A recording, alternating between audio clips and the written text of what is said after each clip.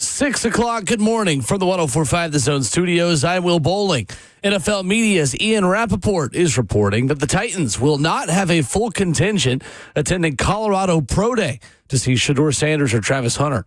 Rappaport wrote yesterday that President of Football Operations Chad Brinker and Coach Brian Callahan won't be present because they've seen Sanders and Hunter multiple times already. NFL owners have approved a tweak to league rules for flexing Thursday night games at Amazon Prime. Yesterday, owners reduced the window for notifying teams of a change to 21 days. Only one Thursday night game has been flexed since the 2023 vote, moving what had been a Sunday afternoon Week 16 game last season between the Broncos and Chargers to the previous Thursday night. Former Vol Garrett Crochet and the Boston Red Sox are in agreement on a 6-year, $170 million contract extension. The lefty was picked 11th overall by the White Sox out of Tennessee in the 2020 MLB draft. For all your foundation repair and waterproofing needs, you need to visit USSTN.com. Breaking news at once on your home for the Titans and Vols. This is 104.5 The Zone.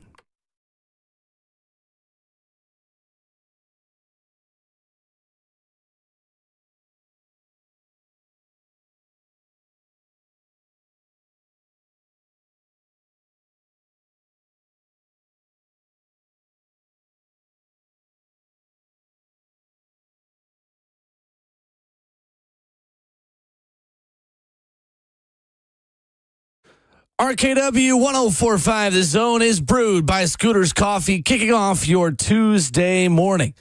With locations at White House, Mount Juliet, Rivergate, Smyrna, and Brentwood, download the Scooters Coffee mobile app today to order ahead and save $2 off your first mobile order. No Ramon this morning. He'll be back with us tomorrow. You got Kayla Anderson, Will Bowling, Justin Hawkins waking up with you, beginning a new month on this Tuesday. Happy April Fool's Day. How are we doing? Oh, yeah, that's right. I said yesterday it was April Fool's Day tomorrow, and I got to be on my P's and Q's, Will, because sometimes I get joked around with on April Fool's, I feel like. Well, without Robert Walsh producing this show, Justin, how big of a prankster are you? Oh, I love it. Oh, really? Yeah. Okay. So maybe we do need to be Yeah, we'll think of something. a little cautious. It's good to know. Or maybe I won't. Very good to know. Have you ever done an April Fool's joke? I did back when Not I was really, no. younger. I Not feel like really. I would do a couple. Yeah. Maybe the joke today will be the Titans are signing a receiver that can actually give them more than 500 Don't yards play receiving with the this year. people like that, Yeah, that's Will. right. No, not happening. You Not saying happening. that is the joke. Yeah, that is the Exactly. joke, is that they sign a receiver, for sure. Good to have you back, though, Justin. Welcome back, sir. I Thank you. appreciate it. Thank you for understanding. The dog is something, that is for sure. A Yeah. stubborn-headed little fella. Oh, no. What kind of dog is it? He's an Aussie Doodle.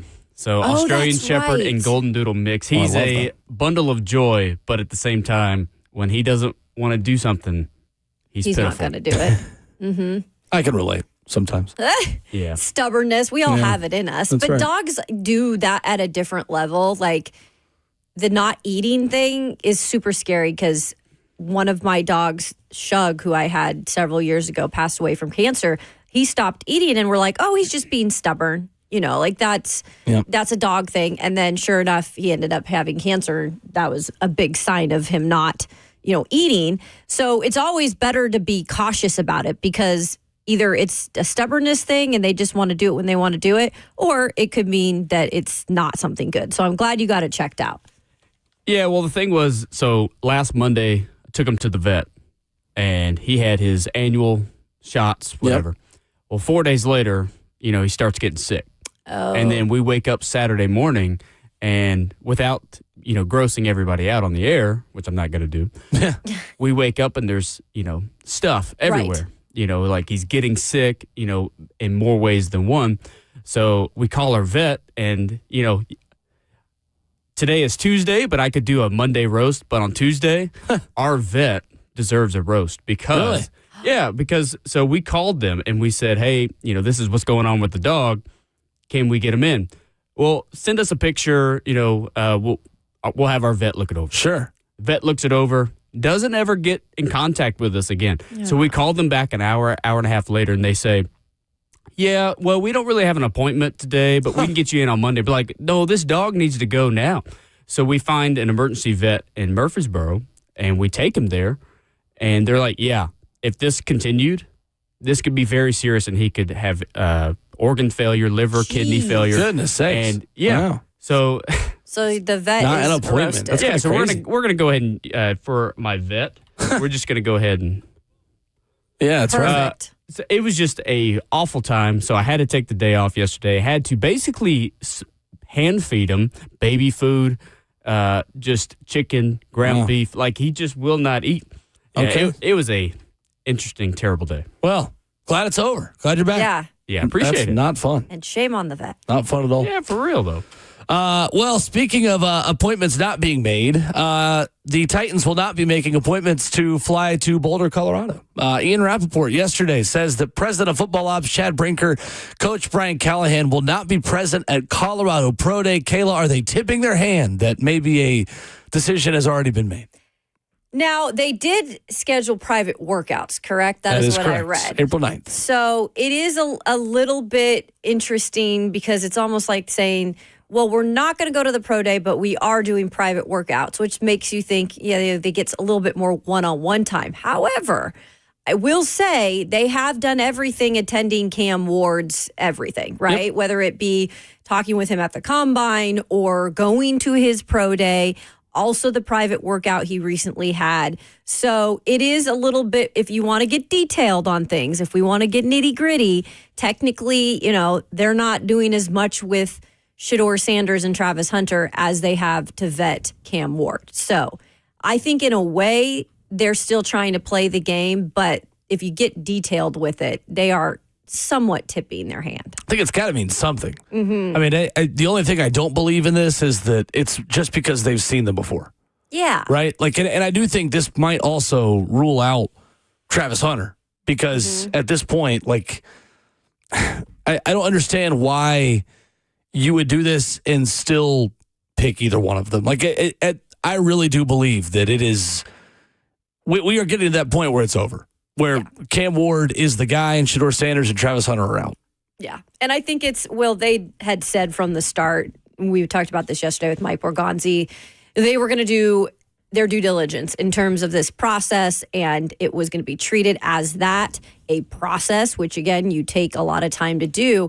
And I think that was the message sent throughout the front office and Brian Callahan, is that we were going to do everything we can to make sure this kind of goes down to the wire. And Callahan mentioned that yesterday, even giving a specific time frame, like, well, we'll know in 2 weeks, almost in the back of his mind, Will, knowing that they were going to do this private workout and saying, like, we have to do this, right? We've got to put this time frame in there.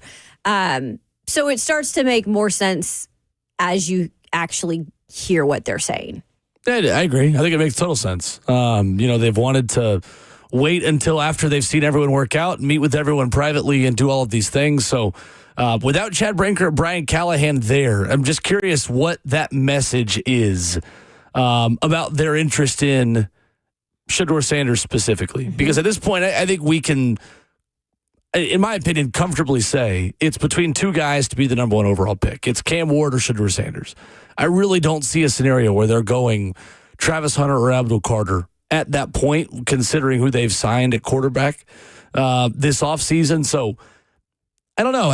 I really don't see a way where you're not putting your best foot forward with Shedeur Sanders, then you would take Shedeur Sanders. It seems to me like they are finally tipping their hand at this point. Yeah, and the whole thing with Shedeur Sanders is that I feel like it was in the beginning. They had the Shrine Bowl game. That was before Cam Ward had anything in terms he got the head start. Connect. Sure. He did. And so we were talking more, I think, about him in the very beginning. But as they were introduced to Cam Ward, I think the story started to come together more and more. Now, if they would have really not liked him, Will, I do feel like Shedeur could have come back into the conversation a little bit more. But it does seem like they have fallen more in like or love maybe down the road with Cam Ward. I don't know. Fallen more in like is funny. I'm not Mike Borgonzi and staff, but that has been the quarterback they've seemed to attach themselves to. And that's because that's just most of the things we've heard about recently. Are you surprised they're not going to Boulder? A little bit, Will. Yeah. And especially because they are saying, well, we're going to do this vetting process. And in a way, they're not really doing the vetting process fully because there's two guys there. It's like a 2-for-1 almost. You just go there. You get to see both of those guys if they're really both in the mix for the number 1 overall pick. And they're choosing not to do that. So in a way, you do show your hands a little bit in terms of the cards. I think considering the amount of time that they've had to work together and to put together a board, every conversation is critical. Mm-hmm. To me, it's beyond just throwing at a Colorado pro day. It's beyond seeing routes on air or Shedeur Sanders rolling out left and throwing right and whatever the Shedeur Sanders special will be, just like there was a Cam Ward special at Miami. But Mike Morganzi's not been the general manager for very long. It is not like he has been vetting these guys for an extended period of time. And so maybe he is the guy who's there. I mean, we have, in the tweet from Rappaport saying that it's Brinker and Callahan who will not be there. Okay, well, you only get so many meetings with these players, and you only get so many opportunities. So if you are really invested in them as people and as prospects, you would take every possible minute and hour that you have to spend with them and take advantage of it. Right. And Will, they had the whole team down there in terms of their people at Cam Ward's pro day. So everybody. That just looks bad within itself, even if it is Mike Borgonzi and you're like, well, we're going to send our GM down there. But all the other guys, I mean, Jim Wyatt was down at Miami pro day. Everybody was down there, right? Right. The whole entire... I would imagine he'll be at Colorado too, though. Yeah. Like the media team will kind of play this up and be at both places. Sure. And maybe that's just because the national media was also kind of playing up the whole Cam Ward Titans thing there, showing a lot of clips that maybe we don't usually see.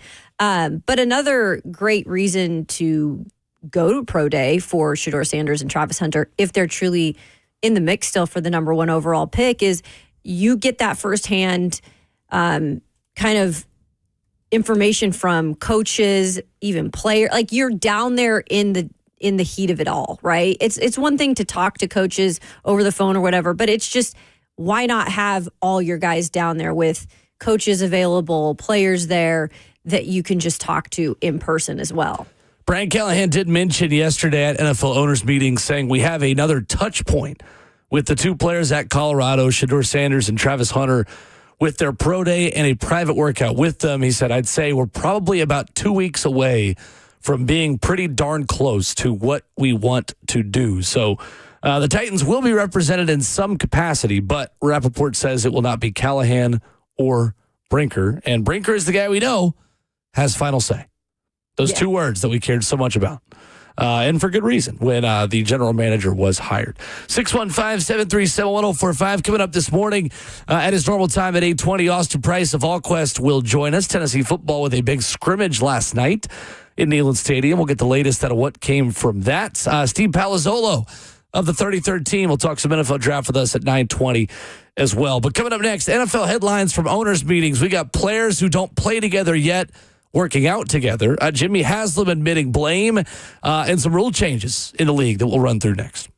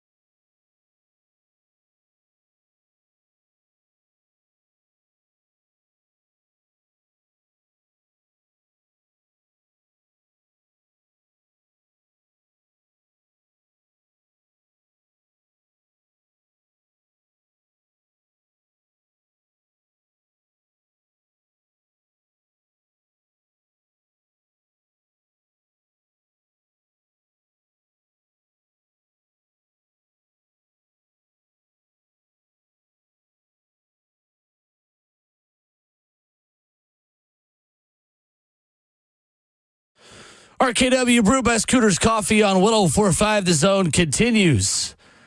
And you can continue your morning with the best coffee around. Download the Scooters Coffee mobile app today to order ahead and save $2 off your first mobile order. Treat yourself to a cinnamon roll today. That sounds good. On this Tuesday morning as well. I give you officially permission. Yes. As of before 6:30 this morning.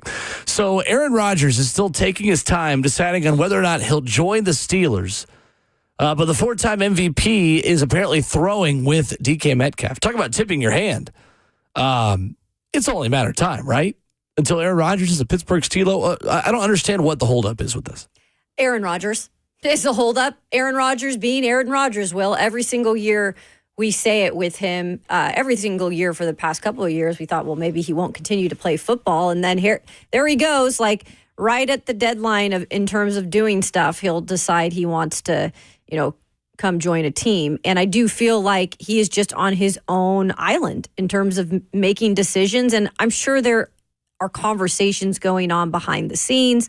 And I think he worked out a little bit with DK Metcalf. Maybe this past week or so is what the reports were saying, but still no official, tie to the Steelers as of yet in terms of being their future quarterback. But you're right, Will. At some point, I think just for the Steelers, in terms of what they know they're going into this year with, that's a huge thing. This isn't just like a different position where you can maybe prolong it a little because you have other guys that can be starters or backups that can fill in. Yep. This is like your quarterback, the guy that is pretty much has most of the weight on their shoulders. And here it is, April 1st, and they don't know who their starting quarterback is. Right. And at some point, do Mike Tomlin at least respect Mike Tomlin and the Pittsburgh's organization and just give him a damn answer. So Mike Tomlin was asked about this yesterday, was asked if there was an internal deadline for Aaron Rodgers. And he said, quote, "Not to my knowledge. I don't know that we've approached it from a deadline perspective. Certainly, as I mentioned, you'd like to have settled circumstances, but deadlines don't often bring that to a head." I think one thing this tells me is that any hope that you could sign Aaron Rodgers without having to do things Aaron Rodgers' way is totally over. Mm-hmm. If you are going to sign him, he is still going to be who he is, and he is still going to bring the same amount of drama and selfish just play at all times to your organization. I think it's also an indictment on the Steelers' other options. To me, cannot understand why they didn't just go back and get Justin Fields or even Russell Wilson instead of putting themselves through this headache and having to go through an entire saga and process, because I think Aaron Rodgers makes them worse as a locker room and as a team. And if Mike Tomlin's putting up with this, what else is he going to put up with in this process? That's what's fascinating is that they have not made any really corresponding moves except for Mason Rudolph. And I know Ramon Foster, who is obviously his teammate there in Pittsburgh, has said, well, if they don't have a quarterback, they're going to start Mason Rudolph. And no offense to Mason Rudolph, but he is not a long-term starter in this league. He's not a starter at all. He was barely even able to back up quality consistent-wise here in Tennessee this past year. And, obviously the Lions part of that as well. But there is no way that I feel that Mike Tomlin would be okay with him being the starter there. And so it makes me think in the back of my mind, if you've done no other moves, that they have this good feeling that Aaron Rodgers is going to be a part of their team. But then there is that second part of it. Even if he is a part of your team, Will, if this is showing that he does the same things during the off season and in terms of planning on signing with folks, he's going to probably be the same way in terms of the drama that comes inside a locker room. He's the same guy. I mean, he is who he is at this point. Totally. And he's not apologetic about it, but it's whether or not you can deal with that and make it work. More recent than not, it's not worked. So what is the ceiling for Pittsburgh under Aaron Rodgers? How good can they be with him at quarterback? I think that if Mike Tomlin is the guy that everybody thinks he is, and he's proven to be year in and year out, he can deal with drama pretty well. And there are a lot of players that have played under him who have had a little bit of baggage, and they have won games with those players. Now, eventually, those players get weeded out. Aaron Rodgers, I don't think will be there for an extended period of time. We have yet to see what that deal would even be because we haven't heard many numbers even thrown out there.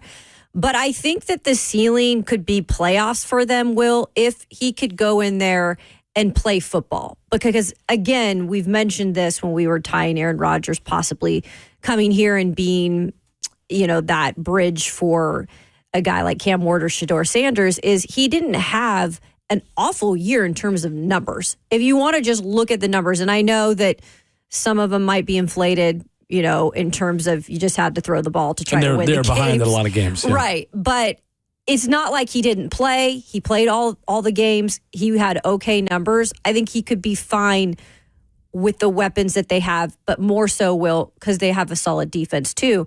But again, that doesn't mean anything unless Aaron Rodgers can stay drama-free. Yeah, they got to block for him. They got to keep him upright. So every single member of the Pittsburgh Steelers' projected starting offensive line as of today has been drafted in the last 2 seasons except for one. They are very young up front. Broderick Jones stepping into the left tackle role for the departed Dan Moore, who's here now, obviously. 2023 first-round pick out of Georgia. Isaac Samalo at left guard is their only offensive lineman who has been drafted before 2023. He was drafted in the 3rd round in 2016. But then you go down the list. Zach Frazier, West Virginia product, 2nd-round pick at center, 2024. Mason McCormick, right guard from South Dakota State, 4th-round pick in 2024. And then Troy Fatanu, 2024, 1st-round pick out of Washington at right tackle. So I think they're going to have to use either draft capital this year to find a starting offensive lineman or make another signing to bolster that offensive line. Because if there's one thing Aaron Rodgers can't do anymore, it is save your offense behind a bad O-line. He is not the same guy he used to be in terms of mobility, in terms of athleticism. I think in the right circumstances, he could still be a pretty decent quarterback. I don't know if these are the right circumstances. And as good as Pittsburgh is as a culture and as a franchise and as an organization, they are not that as an offense. And adding DK Metcalf does not just automatically fix things for me when you still have George Pickens and Calvin Austin, who are largely just mediocre. I mean, Pickens, when he's available and cares about the rest of the team and cares about being a team player, can be decent. But George Pickens is who he is at this point. He's a good, fine wide receiver 2, I guess, but he's going to cause you as many headaches as he is good things. Yeah, I mean, and Pat Freiermuth at tight end, nothing about that offense really tells me that, in a division with Baltimore, in the division with Cincinnati, who's got a new defensive coordinator and has paid and healthy wide receivers again. I just think they're the 3rd best team in the division. Yeah, and you made some good points there in terms of the offensive line specifically. You even look at the New York Jets last year. I think a big part of trying to keep Aaron Rodgers upright last year was signing a lot of veteran players, Morgan Moses being one of them that we, were talking about maybe having interest here, which went to New England, I believe, is where Morgan Moses went. So he did have a lot of older veteran line guys in front of him last year. And again, he did play all 17 games, which was encouraging coming off of the Achilles injury. I didn't know what to think about that. But when you have a young offensive line and you have a offense that hasn't proven itself in the last several years, Arthur Smith, we all know what he did here, but I just feel like they haven't been able to put it all together in terms of the puzzle pieces there, and mostly because they haven't found their quarterback. And even last year, there were the things with Russell Wilson having that stretch, but there were also then the parts to Russell Wilson's game at the end that went downhill real quick. Part of that was the offensive line. So, yeah, it is a question mark still, even if Aaron Rodgers goes there. That offense has to improve, and it starts with the line. Commenter on YouTube says, we are talking about a situation that a large part of Titans fans have argued for. This is not the same situation at all for Pittsburgh. Because first and foremost, they are in a win-now mode that you are not in as an organization, considering the players they have in their roster, the coach they have coaching their roster. And secondly, they don't have the number 1 overall pick. They don't have as many options. Pittsburgh is being played a hand with a lot less cards than the Titans do. So anyone who is advocating for the Titans to trade back out of the number one pick before they made all these quarterback decisions is because you could build an entire roster based off of the return you get for the number one overall pick. Pittsburgh cannot say the same at number 21 that you can at 1. So while I understand drawing some comparisons, there really is no comparison between the situation the Steelers are in and the Titans are in. And I mean, do you think the Titans were dealt a pretty bad hand in terms of quarterbacks and, the year they were bad? Just think about how some of these other teams feel. I mean, New Orleans is sitting there stuck with Derek Carr at number 9 and they have no money. You've got Pittsburgh, who is trying to win now in a difficult division at 21, who's got to talk themselves into Aaron Rodgers. So you still have way more options than any of these other teams do. You know what's wild, too, when talking about just some of these veteran quarterbacks, we've already seen the veteran starters. They've been weeded out of this league, right? They're older now. They're retired.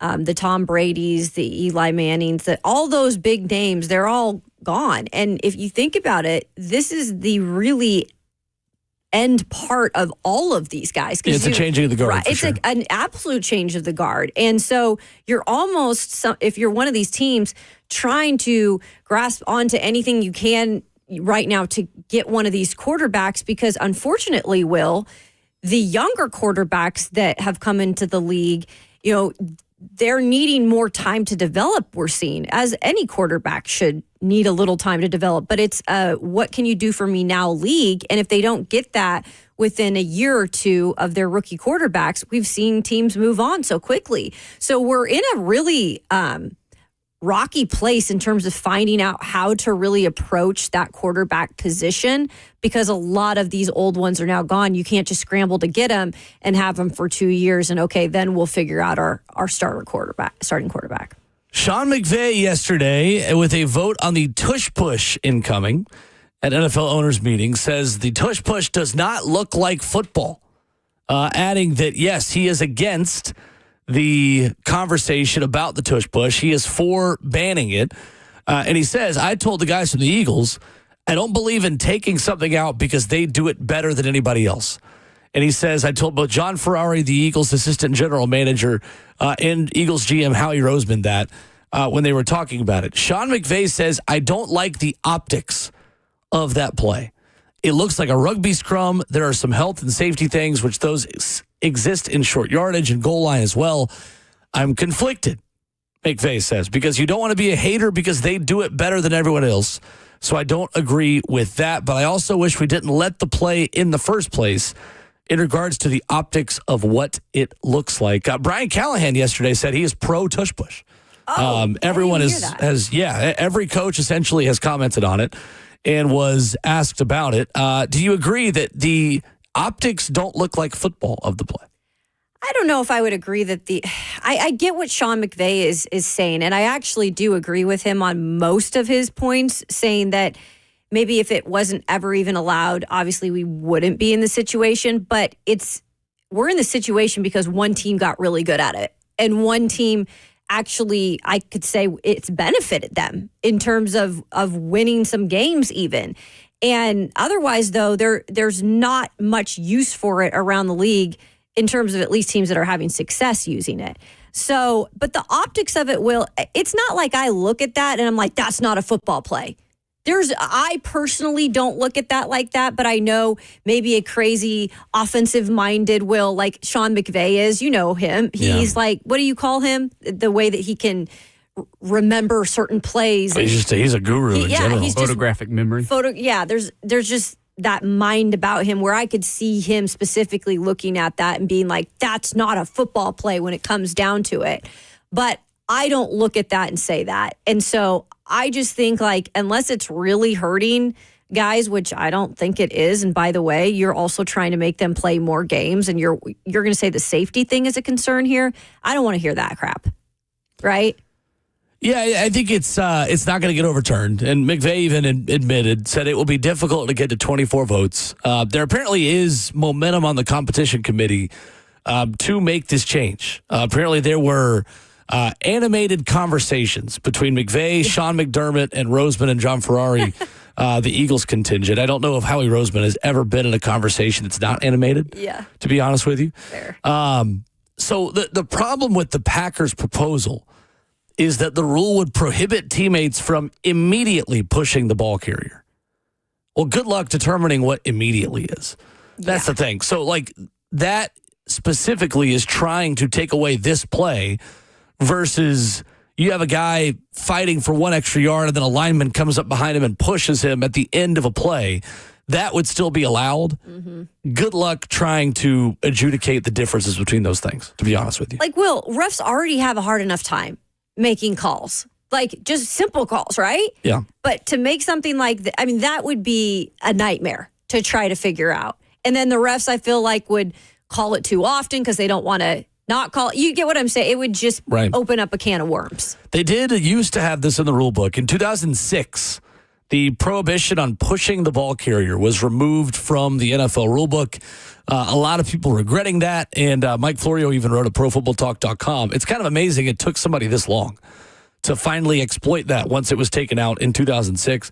If you watched Bills Chiefs this past year, you know that it's not just like a cheat code play. Mm-hmm. That's the thing. Like, Philadelphia is the one that has made this so good, but Buffalo could not consistently do it at as good of a level. Heck, the Titans have tried QB sneaks for a couple of years now. And, since getting rid of Ben Jones, since getting rid of their good interior offensive line play, they've not had nearly as much success. I am against banning it. Is the Bills no doubt the reason why they're against it and Sean McDermott against it? Not just because of safety. Is it because they can't do it? Probably. Is that why he's against it? They did it's all kind of season. ironic. They were great at it all season until the AFC Championship game. And then in a couple of really big moments against the Chiefs, they couldn't get a yard when they needed a yard. And that's when you got the very famous, was he there, was he not play in the AFC title game with Josh Allen on fourth down. And you wonder Justin, you wonder what that conversation was with Howie Roseman and all of them in the hallway is what it was reported to be. Because like you said, if they've been doing it all season, having somewhat success, not at the Eagles level of success, but when it mattered, it became a controversial call. And so you wonder, like, were they on the same page, just getting heated about, how they got the call, didn't get the call. You get what I'm saying? The Eagles are just so clean it. with it. When you need a yard, they get a yard. Yeah. When it came to the Bills, when you need a yard, they couldn't get the yard. Now, of course, there's the controversy. Did they actually get the yard? That's another discussion. But it's just ironic that the guy who is saying he's against it for safety reasons is one of the guys who couldn't do it when it mattered most. Yeah, he said yesterday, I'm not a doctor, so I'm not going to get too deep into that situation in terms of how much data, how much sample. I don't think that's always the best way to go. There's other data out there that when you're in a posture like we're talking about that can lead to serious injury, I think being responsible and proactive in that regard is the way to go. That was Sean McDermott yesterday. And I'm sorry. He shouldn't have done it. Exactly. Then don't do it all season. And also Sean McDermott, when they come and tell your players to play 18 games, where you better be standing up and saying this is a health and safety issue too.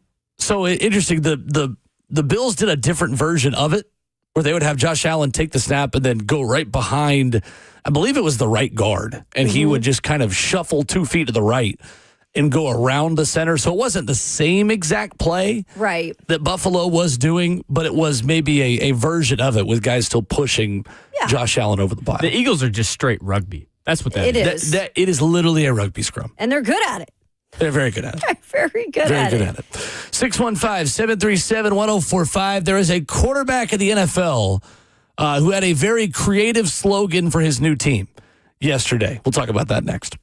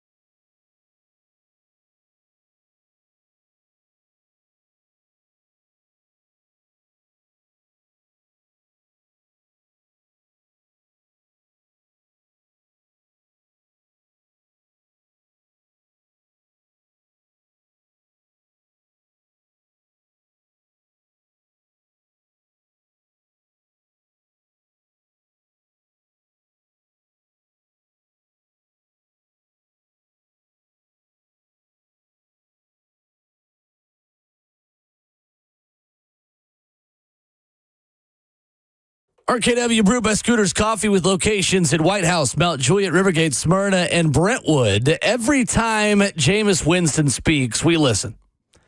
And when I hear the most recent soundbite on what he is telling media in New York, I have FOMO. I wanted to sign up for this. I wanted this so badly. Jameis Winston asked about why he is joining the Giants, as it says he wants to bring them more giggles. Here he is. Winning, for me, in the NFL, it's required for this organization to start winning.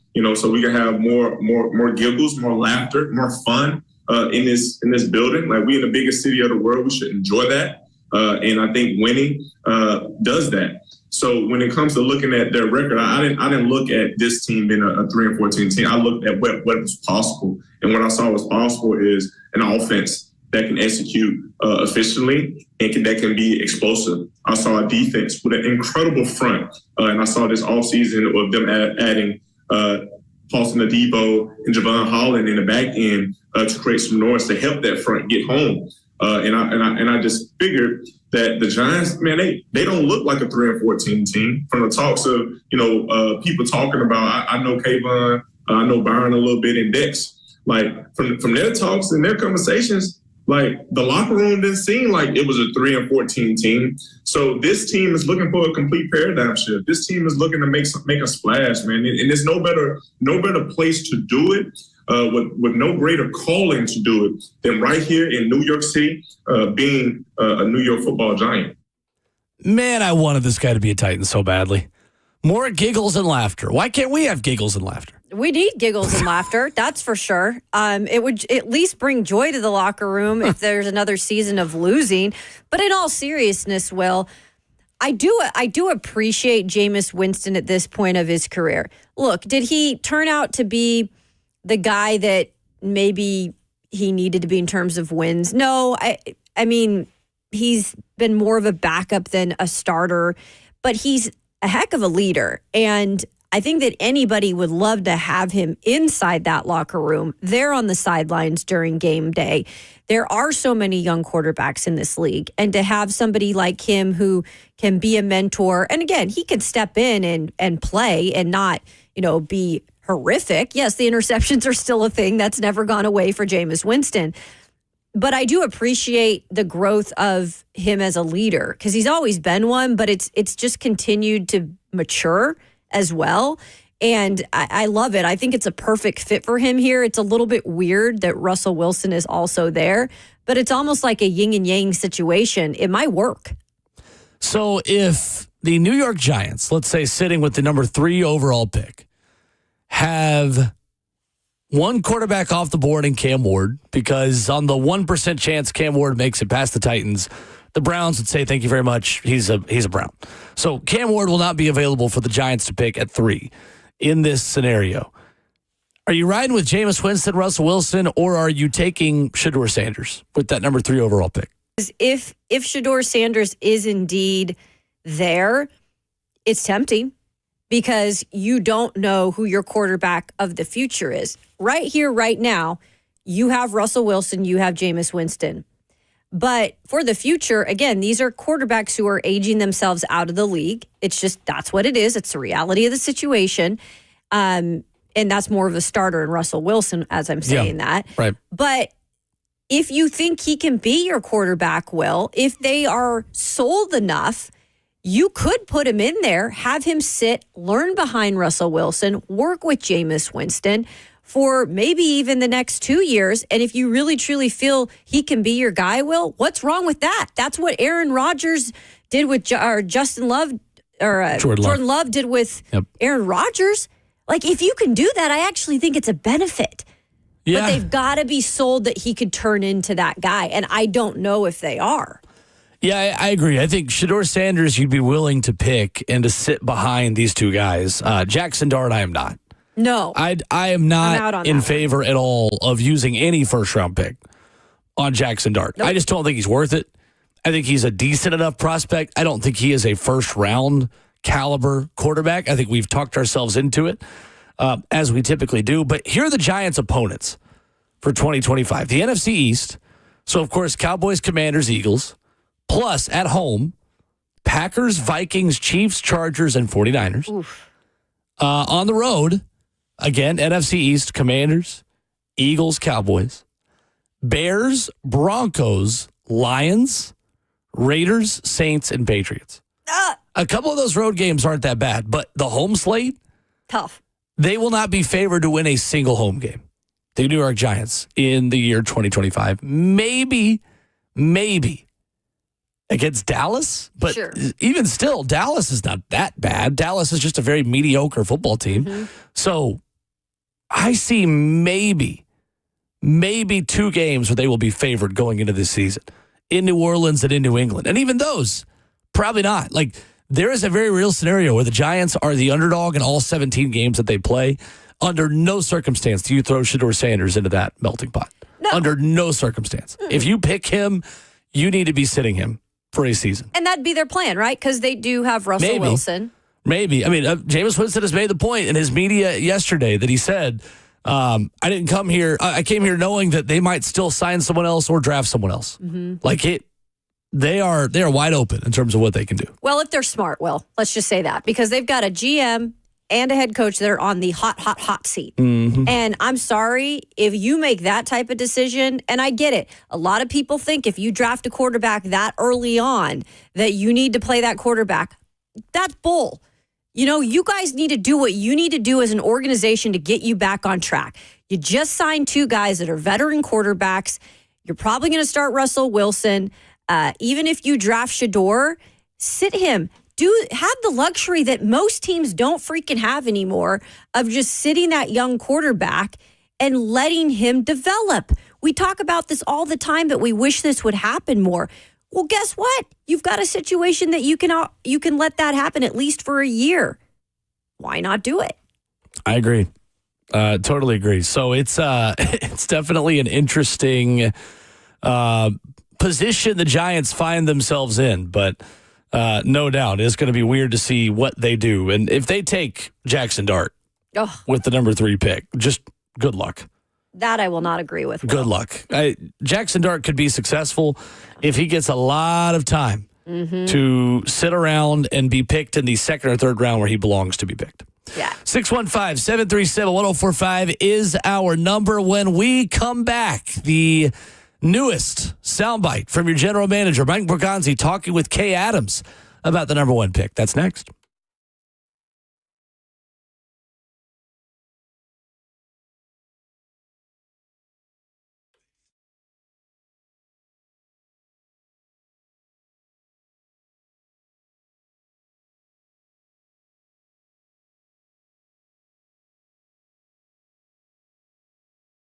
Hey, what's going on? It is Will Bowling here for my friends at Lee Company. Hey, you know I love talking about Lee Company, all of the services that they provide you. And I'm here to tell you, if you're looking to check some items off your home to-do list this spring, or if you're just looking to freshen up your home's look before hosting friends and family as the weather warms up, Lee Company can take care of it 100%. You give them your to-do list, and they will do all of it because available 24/7, 365, the Lee Company handyman professionals have you covered.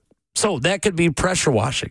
Maybe it's your driveway, your deck. You want to pressure wash. You want it looking nice for company coming over. They can do that. Maybe it's drywall repairs, landscape lighting, painting, and more.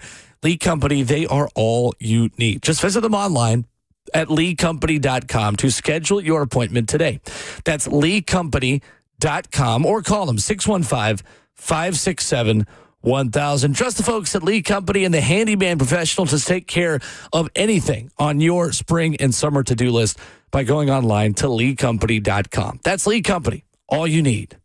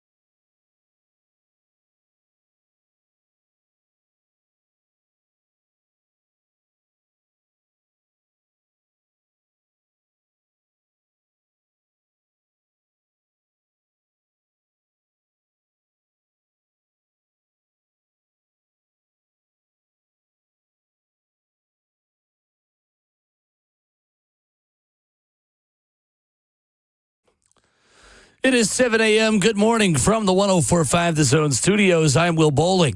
NFL Media's Ian Rappaport is reporting that the Titans will not have a full contingent attending Colorado Pro Day to see Shedeur Sanders or Travis Hunter. Rappaport writes yesterday on his Twitter account that President of Football Operations Chad Brinker and Coach Brian Callahan will not be present because they've seen Sanders and Hunter multiple times already. He does add there will be a private workout, though, on April the 9th. NFL owners have approved a tweak to league rules for flexing Thursday night games on Amazon Prime. Yesterday, owners reduced the window for notifying teams of a change to 21 days. Only one Thursday night game has been flexed since the 2023 vote, moving what had been a Sunday afternoon Week 16 game last season between the Broncos and Chargers to the previous Thursday. Former Tennessee Vols Garrett Crochet and the Boston Red Sox are in agreement on a 6-year, $170 million contract extension. The lefty was picked 11th overall out of Tennessee by the Chicago White Sox in the 2020 MLB draft. For all your foundation repair and your waterproofing needs, visit USSTN.com. Breaking news at once on your home for the Titans and Vols. This is 104.5 The Zone.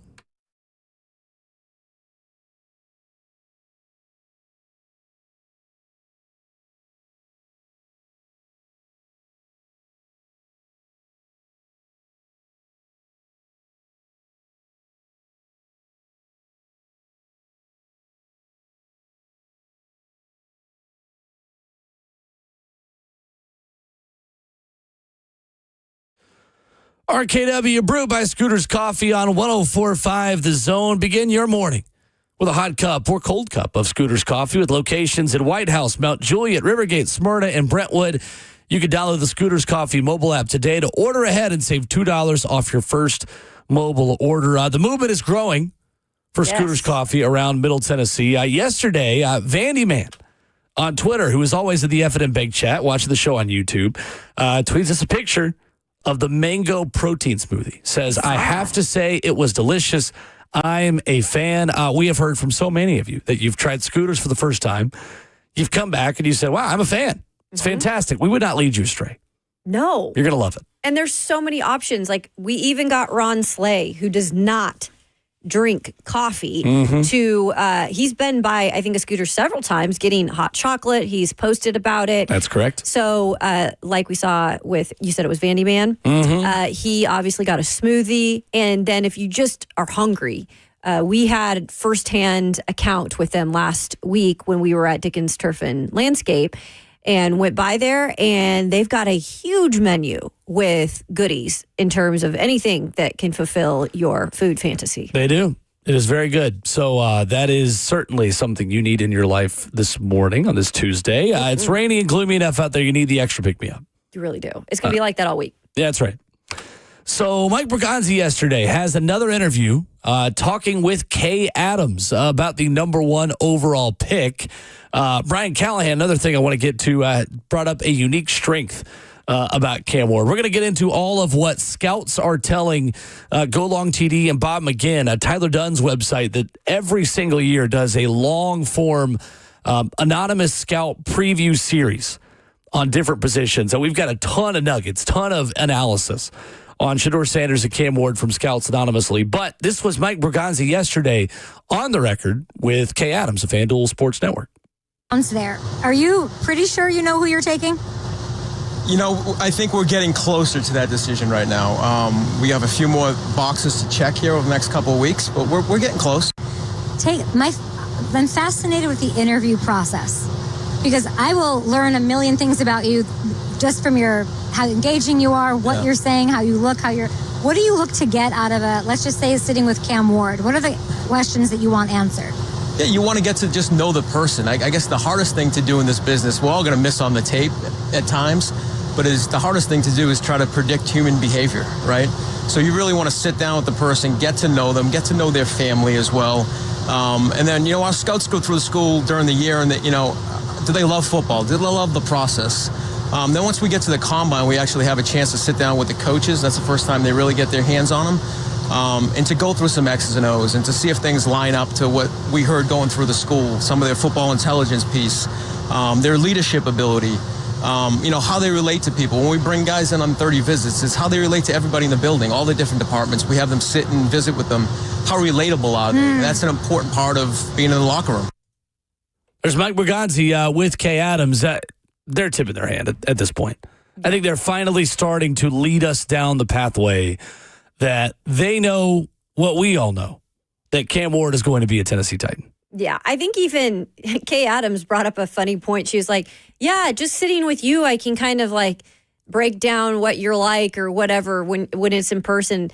But I do think it's funny when he sat down with her and she asked that initial question, you could even tell like in the back of his mind, it's almost like he wanted to say, yeah, we've come to the conclusion. But again, knowing there was that private workout with Shedeur Sanders, there's obviously the pro day that's still going on for Shedeur and Travis Hunter, which he might be at, but not Chad Brinker and Brian Callahan. You can even kind of tell in the response, like they have made their decision probably. Yep. So lots from Brian Callahan yesterday, who spoke around this time yesterday at NFL owners meetings as we kind of parse through all of it. And he talks about Cam Ward's progression, saying you saw flashes. Maybe it's a talent disparity. I don't think there's a crazy swing in talent, but you saw flashes. Then all of a sudden he gets to Miami and you saw things consistently. Says that comes from playing. That is why these guys that have stayed in school longer, who are playing 4 and 5 years, I think it's helping them because they're getting chances to get more reps and more opportunities. And you see their games sort of smooth out, become more consistent, become more pro ready. That has been the biggest attribute, I think, that we are starting to value more when you pick a quarterback is, all right, how many games have they played?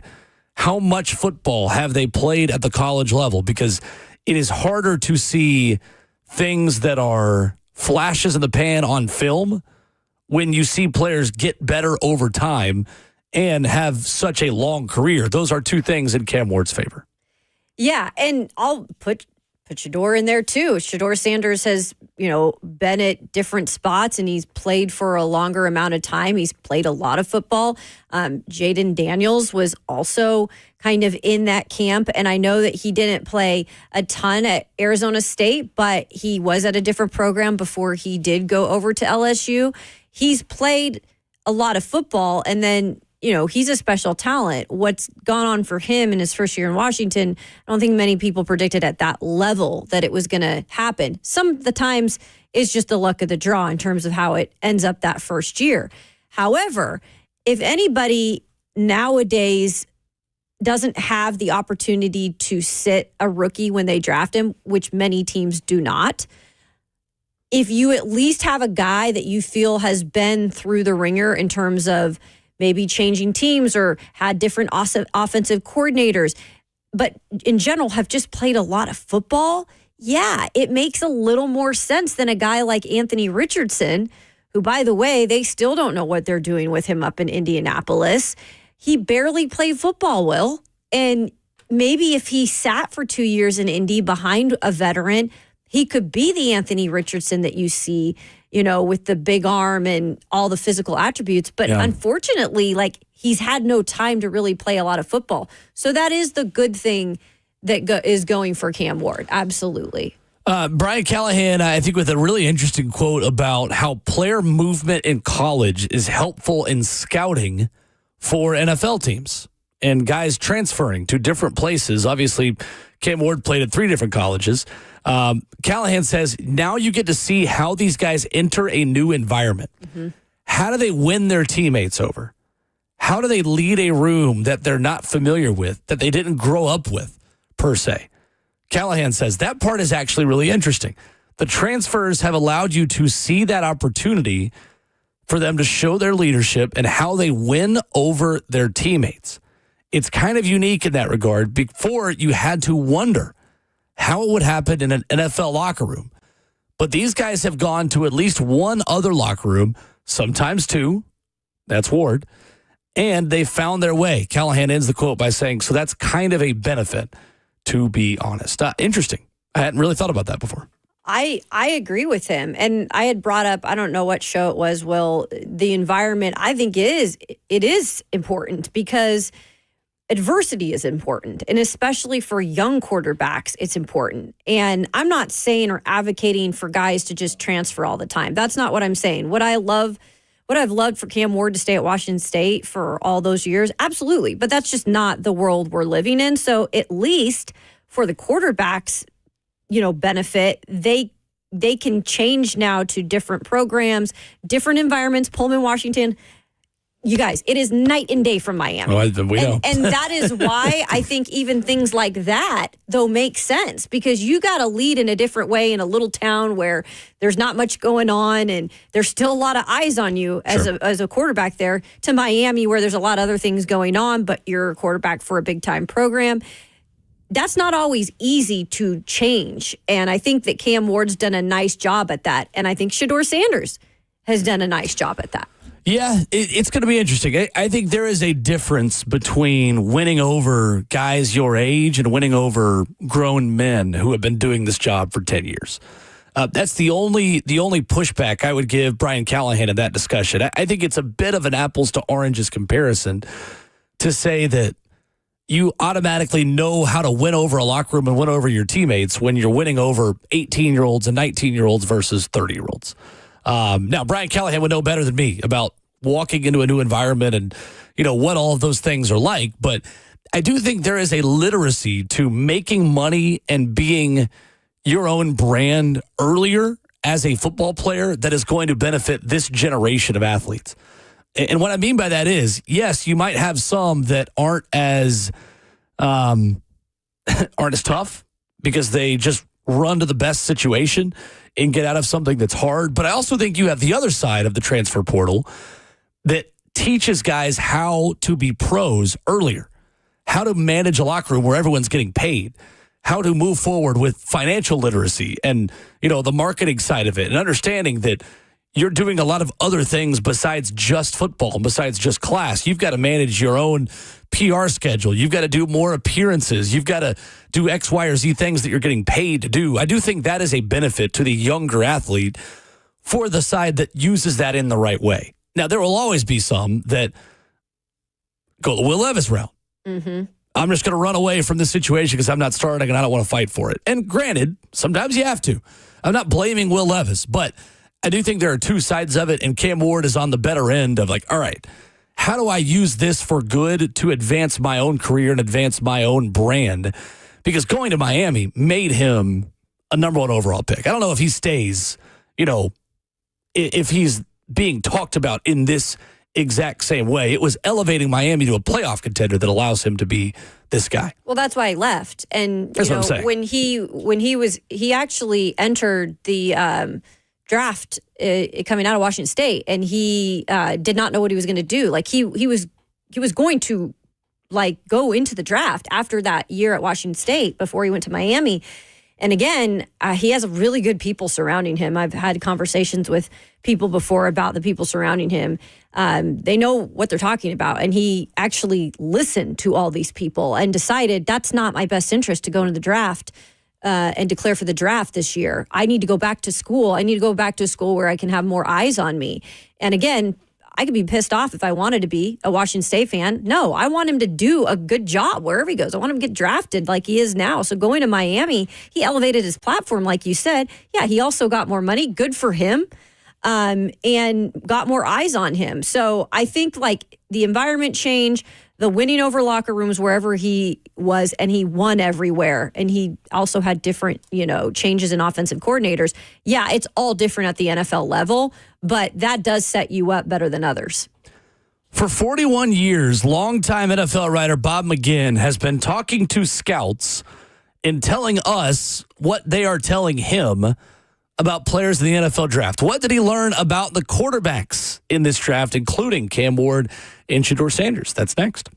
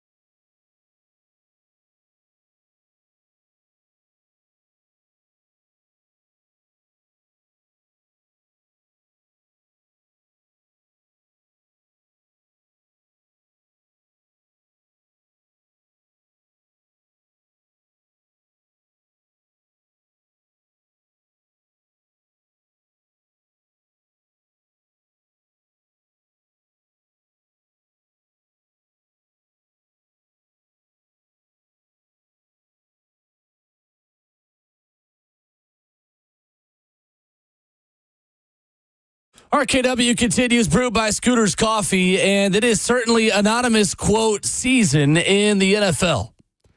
However, when Bob McGinn does it, well, it's sort of the industry standard in this corner of the NFL draft universe. The Norman Foster this morning, Kayla Anderson, Will Bowling, and Justin Hawkins, our producer. So, Kayla, when you look at what scouts are telling longtime NFL reporter Bob McGinn, who has written pieces like this for 41 years. They used to be by name, by the way, which I think is interesting. They reluctantly, a couple of years ago, switched to being anonymous. But scouts have put their names on this, on the evaluations of these players. When you look at first Cam Ward and all of the blurbs and nuggets of the positives and the negatives that we got, what stands out to you the most? Well, the first thing that stands out to me is it's mixed, right? There's a ton of mixed reviews on both of these quarterbacks. But with Cam Ward, I think you have a lot of scouts believing that he could be a really good starter. They've even mentioned him being like a modern type of quarterback, which I do believe is something you have to take into account. I mean, gone are the days with just sitting in the pocket and, throwing darts. Like, you have to be able to move. You have to be able to create plays for yourself sometimes. And I do feel like he fits that mold. But there are also the opposite, takes in this. One guy just completely reaming Cam Ward and even laughing in his review, saying there's no way he thinks of Cam Ward as a starter. He was a disaster at Washington State, which I can defend some of that as well if you'd like me to, but thinks of him as just a backup because he feels like teams maybe are reaching. And that's kind of the point of this article. Nowadays, you just got to go get your quarterback. I tend to think, though, more people think he can be that guy, Will. But I do think there are a lot of scouts that think he might need a little time. They've got to be patient.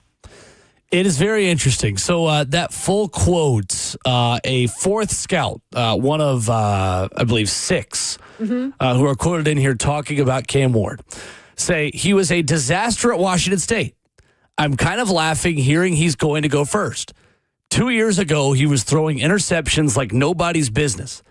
Michael Penix and Bo Nix were no-brainers as NFL starters. Cam Ward is a backup to me. He better fit the system or it's going to be a disaster. I'm really kind of flabbergasted. He's being talked about in the top 5. That desperation is when you make those kinds of mistakes. Right. And it seems to be his holdup on Cam Ward. The disaster part of it is because of the interceptions or what he's seen in terms of some of those plays that do make you go and hold your breath a little bit. But what I will say to that is he has been better as he has gotten older, as he has taken the next step in his career. He has been better at, protecting the football. Now, there are still plays that need to be eliminated. And though that has been discussed with Brian Callahan, Mike Borgonzi, when they've visited Matt Pro Days, it probably happened during the private workout. There's probably many discussions on film with, hey, Cam, like, you got to protect the football better. And it's more so that, like running and tucking and stuff like that, than it is the interceptions. Because, Will, when you look at his statistics at Washington State, coming straight from Incarnate Ward, that first year in 2022, passed for 3,231 yards, 23 touchdowns. He had 9 interceptions in that first year at Washington State. He improved that the next year, threw for 3,732 yards, 25 TDs, limited that to 7 interceptions. And then this past year in Miami, I believe he also had 7. So it's not like he was double-digit interceptions. It's not like there was no improvement. The disaster comment is a little bit interesting, but there are some guys that are just sold on you can never shake that if you're a quarterback that does that. Right. Another scout tells Bob McGinn and Taylor Dunnigan, golongtd.com. We'll link this at Ramon Kayla Will in a few minutes on Twitter. Fifth scout, is he going to go where they'll train him and coach him? Because I'm telling you, the scout says, he will get sacked maybe 85 times his rookie year. He will set the record for sacks because he will not get rid of the ball. He just holds it and drifts around, and the Wake Forest guy falls off him, and the NC State guy can't get him on the ground, and the Louisville guy is just grasping at air. It's laughable. It's not even real. Bad body, lazy. The guy's so unpolished. You recognize the arm talent. It begins and ends there. Woof. Huh. That's even worse than the last one. Yeah. And a 6 scout says he is not as good of a prospect as Baker Mayfield and is not close to Jaden Daniels or Caleb Williams. Quote, he's got talent, but he's got a bad body and he's short. A 7th scout says he's the best guy, but he's made me mad as much as breaking down the good things.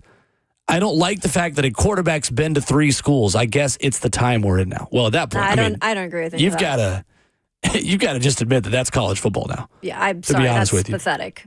I think it's an interesting take, but I would love to sit down with that scout and learn, okay, well, why is it a bad thing to go to 3 schools? So those are the negatives from the scouts. Here are the positives. Makes plays like a modern quarterback. He can play off schedule. He's got some dynamic ability. There's no doubt he needs some work. At this point, his physical traits outweigh his pure quarterback play, but we have coaches. We can work with his feet and feel in the pocket and decision-making and processing. Fundamentally, he may not be perfect, but he's fun to watch. Here's the one I like the most, and this is where I am at with Cam Ward. This will be the ideal kid if you can sit him for a year. It never happens except in Green Bay. This scout says, I've watched him since he was at Incarnate Word. He's got the most tools in this class and enough size to work with. It's just the decision-making. Sometimes he doesn't trust his eyes. Sometimes he trusts his arm too much. He needs a lot more coaching. He's getting better, but he still isn't NFL ready from the neck up. Yeah. I mean, look, you can agree with a lot of that. And I have even said, well, I was about bringing a bridge quarterback in. That has not happened here. That's not the decision that they decided to make with the quarterbacks here, unless they think that Will Levis is the bridge quarterback. I don't think so. You needed a veteran that has won in this league, that has gone through adversity and rose from it. Yep. And that's none of the guys on the roster right now. So, yeah, there are opportunities where maybe in some places he could sit for a year and be better. We don't know what's going to happen this year because we don't have that happening. So he's going to be expected to kind of come out and he's going to make mistakes. I think the biggest thing that you can hope for, Will, if they do draft Cam Ward, if he does make those mistakes, which there's going to be, again, some growing period of time, is that he continues to get better throughout the year and that these quarterbacks and these Brian Callahan quarterback whisperer, whatever you want to call him, really truly helps him develop. Because if not, he could be in a bad situation. Final comment we'll get to from Cam Ward, and one scout, the most positive comment on him, says he's the best by far. I don't really think there's a comparison between him and Shedeur Sanders. Says, I did him last year, 2023, when he was initially going to come out. He was wild. Not a great feel. All over the place, really. But he's gotten so much better this year. He's a playmaker. He's quick with his eyes and the decision-making. His release is quick. The arm is good. He can throw from all angles. He's so calm and poised. When stuff, he used a different word, I'll say stuff, gets ramped up at the end of games, he ratchets it up to where you see the competitor in him. This is where I go back to the previous comparison I made, which, again, is not a perfect one, but I think lends itself to the conversation. Zach Wilson only threw 3 picks his last year at BYU. To me, the concern with Cam Ward is, as good as that offensive line was at Miami and as good as the weapons were around him, and yes, he elevated that program, but let's be honest. If you're watching college football, you know how good that Miami roster was and how well Mario Cristobal recruited for that roster last season. It wasn't amazing, but it was, at least on offense, enough to get them to the college football playoff with the right quarterback, and clearly Cam Ward was the right quarterback. To me, what happens when the bullets start flying and you don't have that level of protection? Because when I watch the film, and I've watched a lot of Cam Ward, and again, not to say my evaluation's perfect, but just watching a lot of Cam Ward, what happens when things aren't as good around you? Do you revert back to who you were, where you were, quote, all over the place in 2023? That is where I have some pause with Cam Ward, despite all of the good things with his arm and his arm strength and whatnot. Yeah, and look, you guys can say whatever you want in the chat about I act like Cam Ward's mother or whatever. It simply comes down to the fact that I've watched Cam Ward for 4 years. So, of course, if I didn't like Cam Ward, I would not be on the Cam Ward boat. I don't sit here and talk about things I don't believe in on this show. So one thing I will say is the one reason I've been an advocate for Cam Ward is because I truly believe he can be a starter in this league. Is it going to happen overnight? Probably not. Is he going to need a year to grow? Probably. But he's proven in the past, wherever he's gone, different environments he's gone to, that he's been able to win and he's been able to get better. And he has the traits to do it in the modern NFL quarterback days. So this is not about me liking Cam Ward because I'm his mom or what. No, it's because I've seen a lot of him, and the people I've talked to that are close to him and that have coached him believe also that he has the ability to do that. Sure. So I don't want to hear any of that crap. Second of all, I can also criticize Cam Ward. I've been the first to say the turnovers are an issue. That's something that he's going to have to fix. The NFL is a different level. So you're going to have to be able to adapt, which, by the way, he has a cousin in the league in Quandre Diggs that is also there to monitor him, mentor him. He's prepared him a lot for what you're going to expect to see inside those locker rooms. But yeah, he has a lot to work on. And I'm not saying it's going to be perfect if they draft him here. He's got to take that criticism and he's got to grow if he wants to be a successful starter. So that is Cam Ward. Let's dive into the Shedeur Sanders part of this, because if you think there are negatives on Cam, I see a lot more negatives on Shedeur Sanders. And quite honestly, I view Shedeur Sanders a little bit worse out of all of this. So one scout says he likes Shedeur Sanders over Cam Ward. Again, if you're just now joining us, this is GoLongTD.com and longtime NFL writer Bob McGinn, who does a yearly scouts what they're saying about the draft series for 41 years. One scout says he'll start day one wherever he goes, Shedeur Sanders. Biggest thing he's going to have to do is getting used to his dad not being around all the time. He's poised. Things aren't going to faze him. He got hit more than anybody in college football over the last couple of years behind bad offensive lines. He's going to have to get used to getting rid of the ball quicker. Outside of that, he gives you everything you want. He's athletic enough. It's not fair to say he's not his dad, but he's not his dad. A second scout on Shedeur Sanders says he does a lot of the things from a mental standpoint that are going to translate well to the NFL. He's got borderline arm talent, maybe more than that. The concern with him is, at times, he's developed bad habits holding the ball too long. Here is what concerns me about Shedeur Sanders. You're just not setting yourself up for failure to take him high. Or says you're just setting yourself up for failure, taking him high. He's a system pocket passer without any redeeming special qualities.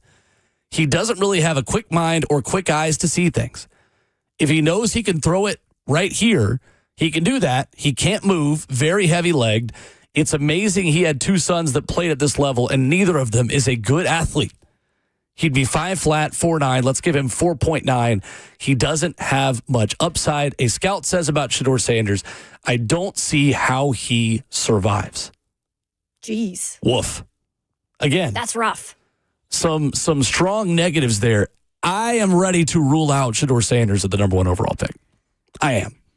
I think if you are taking a quarterback, it absolutely has to be Cam Ward, because even the people that say positives about Shedeur Sanders, to me, are also saying the same things, that he's going to have to go to the right place where he has time to throw and has time to learn. I don't know if he's going to have either as a Tennessee Titan. No, I'd agree with you on that. And I've also said I think Shedeur can be a good starter in this league. I hope he can be. I want both of them to be truthful with you.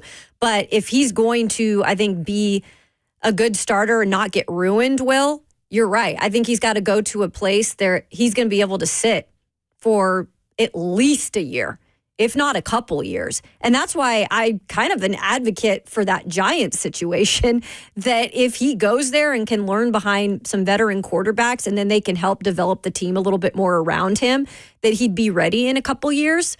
I think that might be a good opportunity for him because he sure as hell can manage the New York market, I think. I mean, I love that fit. I think it'd be great. Yeah. But I do understand, though, all these scouts are going to have different opinions, and we don't know where they're coming from or how long they've been scouts for. It all is different, right? But the point of this is, for this one in particular, is yes, it looks like for Shedeur, it would be a longer time to wait. It might be more of a disaster, and it might ruin him. I just don't think you can take the high floor guy number 1 overall. There has to be some level of ceiling and projectability to being a star to be the number 1 overall pick. And another scout says he's tough and has decent arm talent. He's a pretty accurate thrower. Problem is he's a complete backyard football player. Mm-hmm. Hero balls, holds the ball. He's not going to be able to play the way he plays in college. Not a wow athlete for his size and not a big man. He just scares me. I think he's in for a very rude awakening. His dad was so uniquely gifted. He's not that guy. He got mom's talent. Which, again, scouts do not hold back. They do not. I wish they could put their names on within all of this stuff. So I think with Shedeur Sanders, I think he's out for me with the number 1 overall pick. And I think most everyone has come to that conclusion. We still have a group of fans and a group of people that are still in the Shedeur Sanders train. Mm-hmm. I'm willing to say at this point it's a 3-horse race. And now we know that Chad Brinker and Brian Callahan aren't even going to his pro day. I think Shedeur Sanders is out. I think it's Cam Ward, the overwhelming favorite, and the only other 2 options are Abdul Carter and Travis Hunter at this point. Can you tell me why you then think that they even do a private workout with Shedeur Sanders? Like, what's the point of bringing him back here? Because, again, he already had his top 30 visit here. If you want to continue to learn more about a quarterback, that's what a private workout is. Why bring him here or go there for a private workout? Yeah, I don't understand. They've been consistent about going through the entire process and seeing everything that they need to see. Mm-hmm. So they're being consistent with the plan that they set out at the beginning of all of this. So it's just kind of like for optics. I don't think it's optics. I mean, I really do think they are genuine and that they are dotting every I and crossing every T. And I mean, you're not going to schedule a workout, and just because Cam Ward was so good, you cancel the workout. Like, you might as well still go see the guy. At the very least, you're getting a scouting report on a quarterback that you might have to play. I mean, if Shedeur Sanders ever ends up being the starting quarterback of the Giants and you're playing him in his rookie contract, you know what makes him tick, and you at the very least have a better scouting report for defending against him. Honestly. So, I mean, it's a free workout with a guy that is going to be an NFL player, so you might as well get the opportunity to see him and, get to know him as much as possible. But at this point, I really do think they're just, not optics, but they're finishing the process they said they would do at the very beginning. They're staying true to their word in that. They are. In that realm. I think so. Mm-hmm. I think so. And it's not just this scouting report that tells me that Shedeur Sanders is out. It's the fact that we read more about him, and I think the ceiling is even lower than we thought based on what NFL people believe. And at the same time, it speaks volumes to me they're not going to his pro day. Mm-hmm.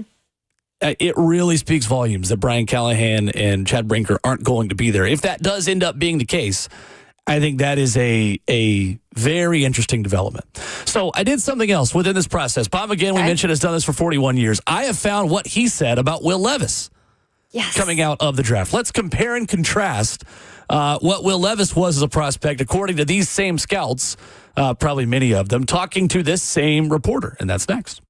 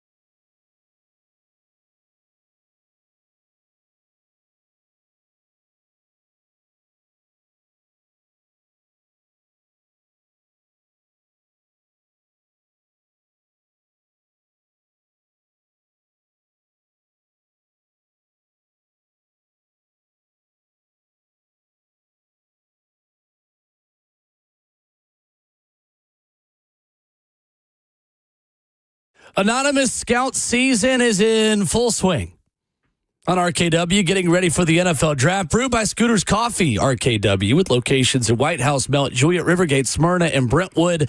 Just over 3 weeks away until we can get our real scouting from people within the organization, because they'll probably be standing next to Cam Ward in Titans jersey.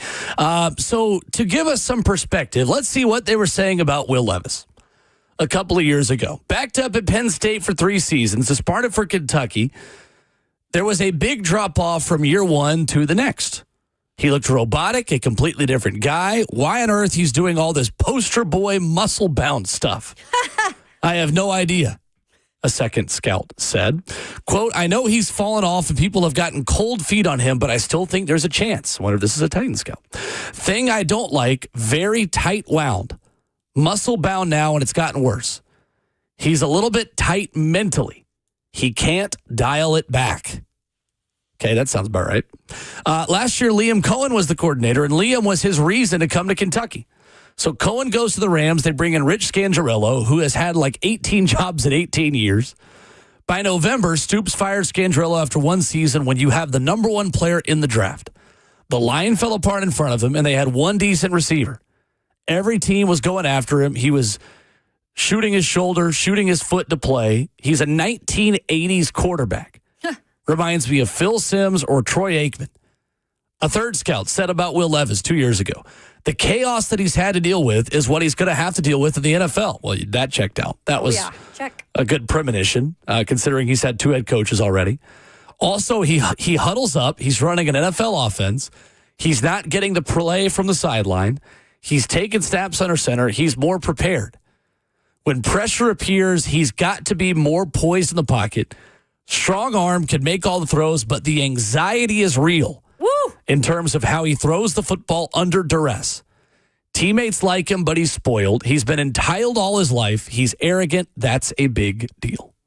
Well, the arrogant part, I didn't see that on my card.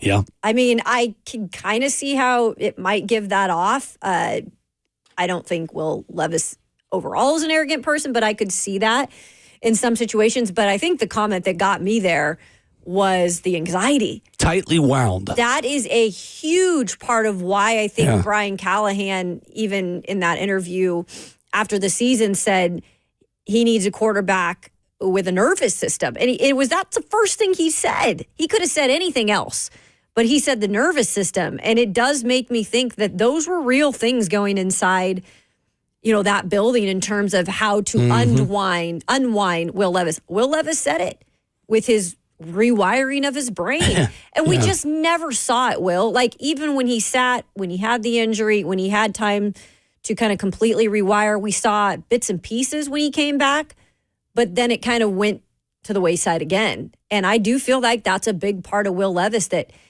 it might not be able to be something that he could overcome. Interesting. So that is good perspective. That's you go wild. Today about exactly who these scouts are. And look, I'm usually not the biggest fan of the anonymous scout season kind of things. If there's any anonymous piece that I put stock in, it's this one, because Bob McGinn has been doing this for 41 years. I would imagine it is fair to say this is the industry standard in terms of the, quote, what scouts are saying. Because everyone's doing this. You're going to see it on ESPN. You'll hear it in The Athletic. Bruce Feldman kind of has his stuff. Dane Brugler and The Beast will put out things that have anonymous quotes in it. To me, this is as good as you're going to get in terms of what scouts are saying.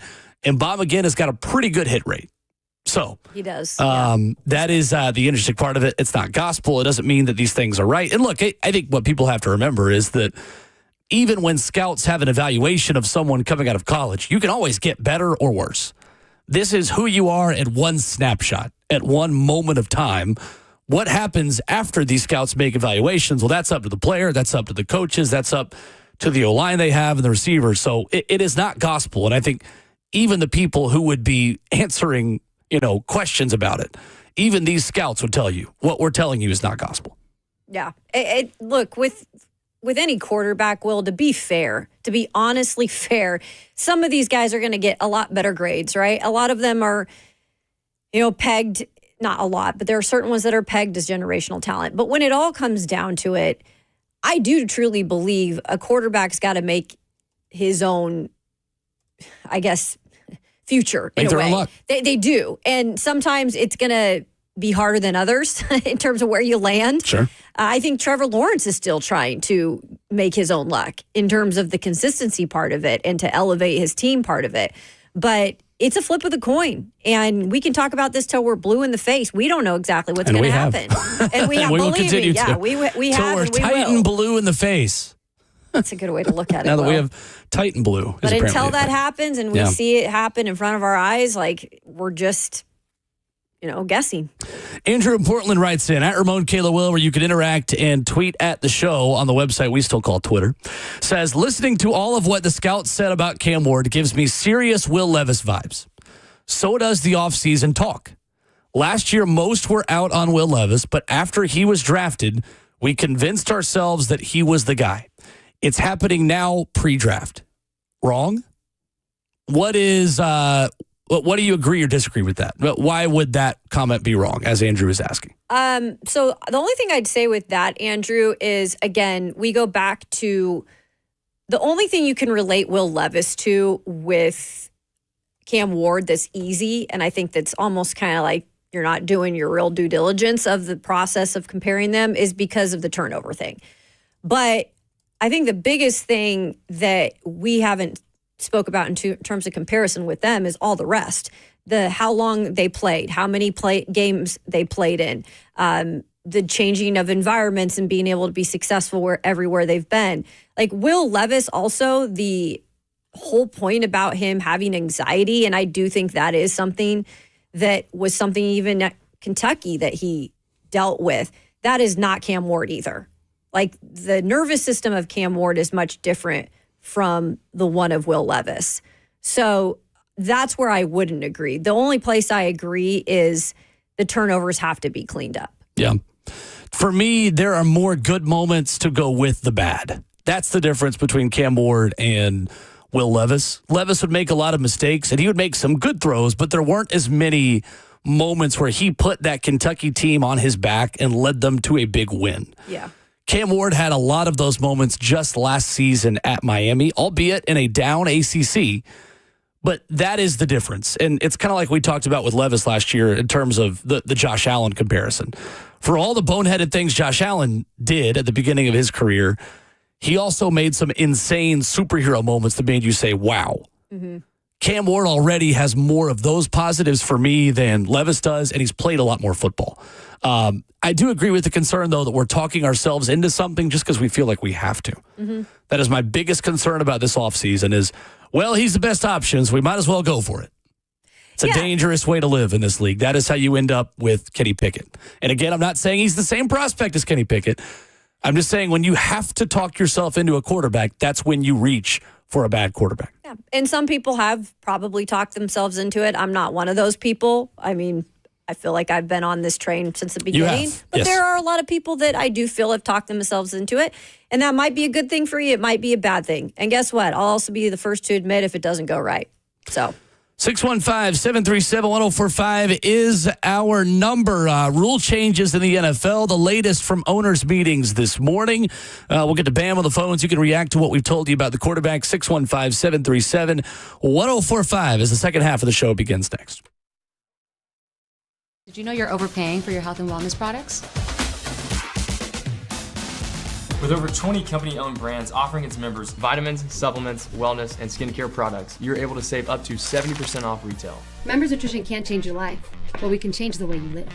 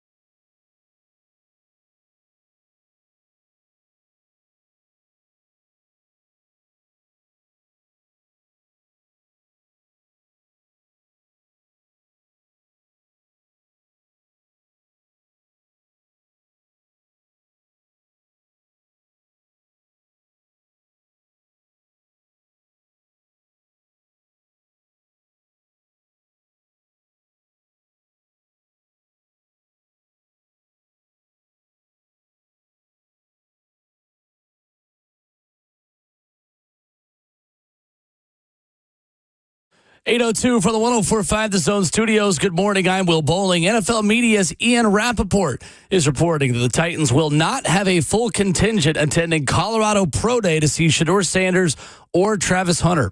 Rappaport wrote yesterday on his Twitter account that President of Football Operations Chad Brinker and Coach Brian Callahan will not be present because they've seen Sanders and Hunter multiple times already.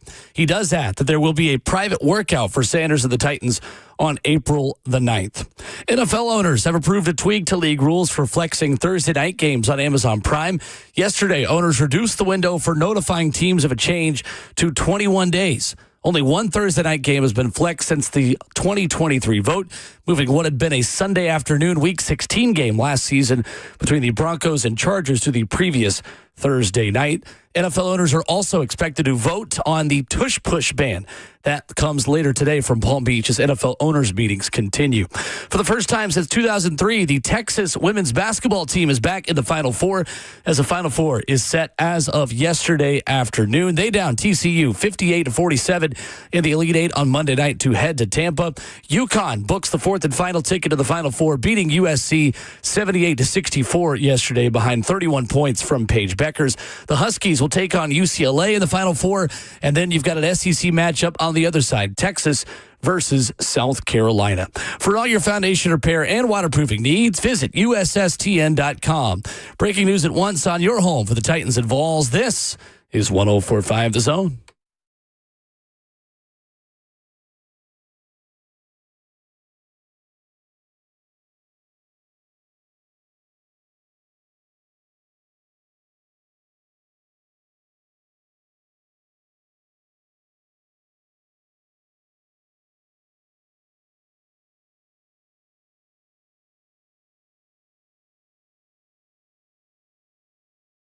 RKW brewed by Scooter's Coffee on 104.5 The Zone, getting you ready for the second half of the program this morning. Lots still to come on this Tuesday. Austin Price of AllQuest at 8:20. Steve Palazzolo, the 33rd team, at 9:20. Make sure you download the Scooter's Coffee mobile app today to order ahead and save $2 off your first mobile order. The NFL on Monday did something that's going to make Titans fans go from maybe frustrated to just legitimately mad. Expanding the number of times that teams can wear alternate or throwback uniforms in a given season. The limit used to be 3. The new max is 4. So that's 4 more times that we could have seen the Oilers jerseys. But no, Titan blue is what we get here in Nashville. I was actually a little surprised with how much feedback I got on Twitter or X, whatever you want to call it, when it came to that announcement. There were a lot of people that were like, we don't deserve to wear the Oilers throwbacks at this point. It's the Houston part of your followers? It might be, but I will say there were a lot of those comments, and a lot of people actually like that blue, that light blue. I don't like it with the numbers and that font, but again, to each his own. And they had to change that originally because Amy Adams-Strunk, it was the first year they ever wore the light blue jerseys. They made a tweak to it where there was a different outline around the numbers after the first season. Because Amy even said, I can't see the numbers from where I'm sitting. And so they did make an adjustment to try to make the numbers a bit better. But I do agree with you that much easier to read who is who with the navy jerseys and the white than it is with the light blue with navy numbers and white outline. I don't like it. I will not get over the fact that they are getting rid of one of the best uniforms of football. And now we could have seen it more. 4 times, yeah.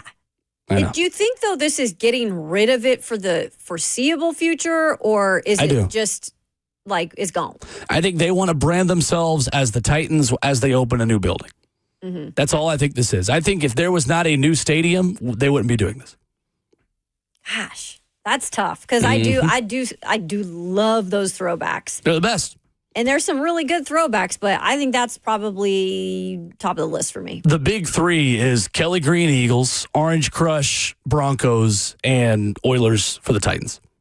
Yeah. Those are the best 3 uniforms of football, I think, at any level of football. So for years, the NFL limited teams to 1 helmet per season under the reasoning that keeping players in the same helmet all year limits concussions.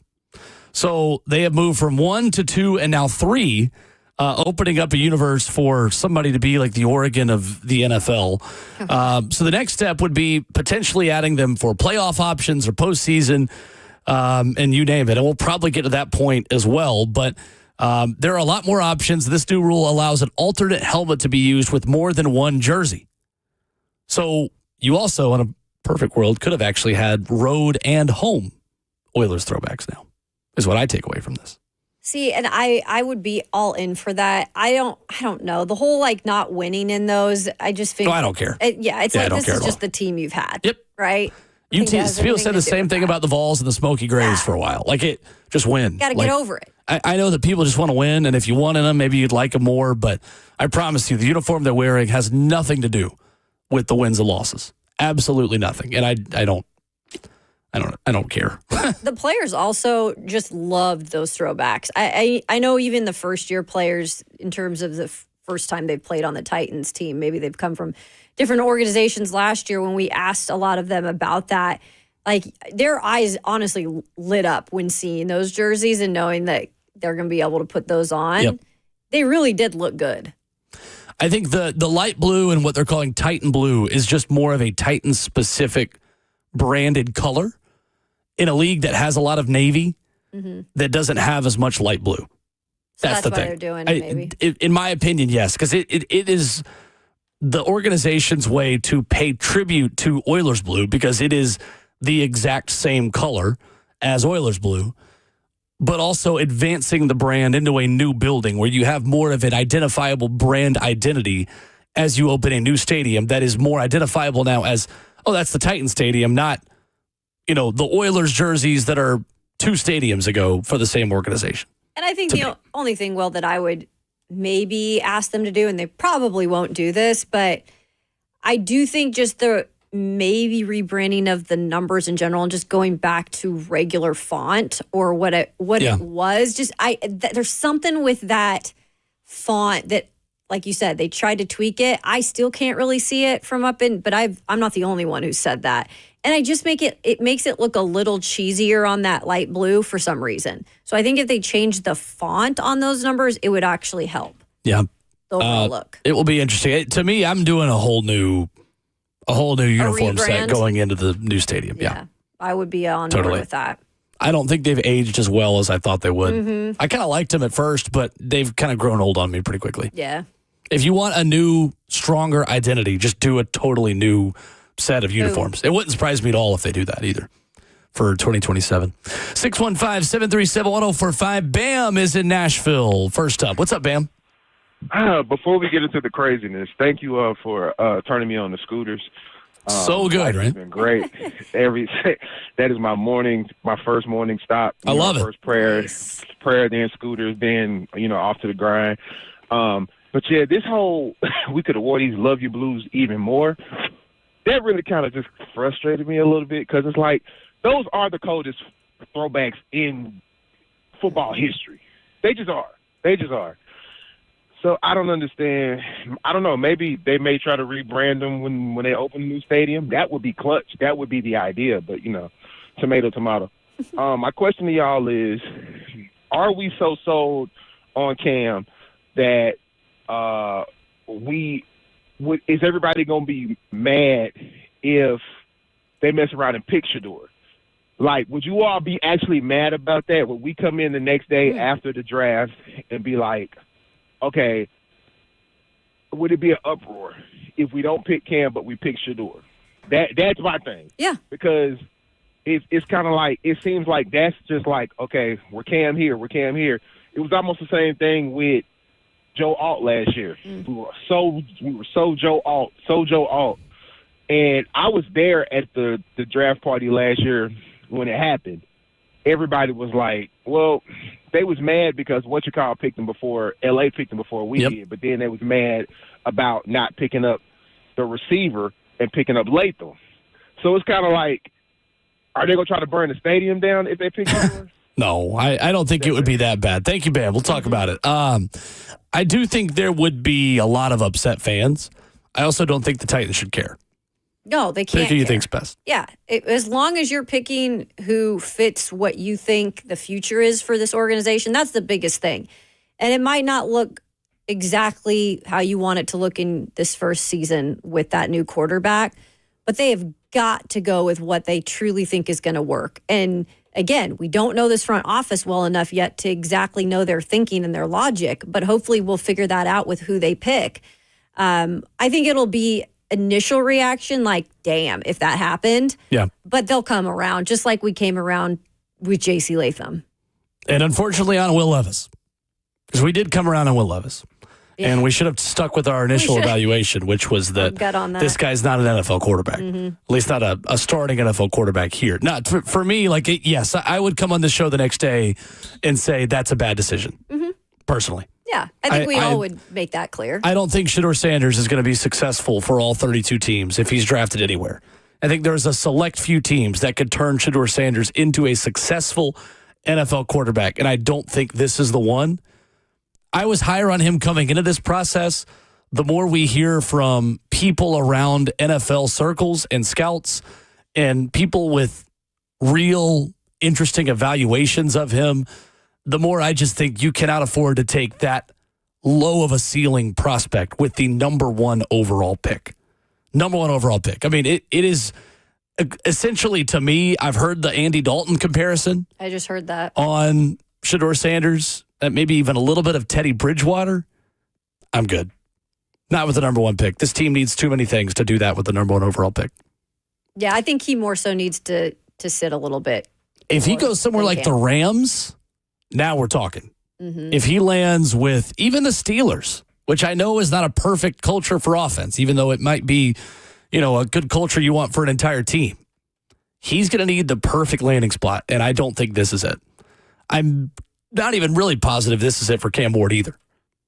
Let's go to Matthew and Franklin before we get to Austin Price on the other side. What's up, Matthew? Good morning, my people. God bless y'all. Morning. Hey, Matthew. I have a quick question. Okay. What is the difference between Sasquatch and the Titans having a productive offense? What's that? What? People have seen Sasquatch. Thank you, Matthew. Allegedly. Appreciate the call. Appreciate the call. I haven't heard that one. Yeah, that's where people are at today. Yeah, he's not wrong, though. Vibes are good. They haven't seen some offense here in a minute. Vibes are good. Let's shift gears, shall we? Austin Price of AllQuest, Tennessee football, with a big spring scrimmage last night in Neyland Stadium. Whose stock is rising, whose is falling, and what's the latest with Nico Iamaleava and a Vols wide receiver group that drew a little bit of praise coming out of last night's scrimmage as well. Vols insider Austin Price joins us next.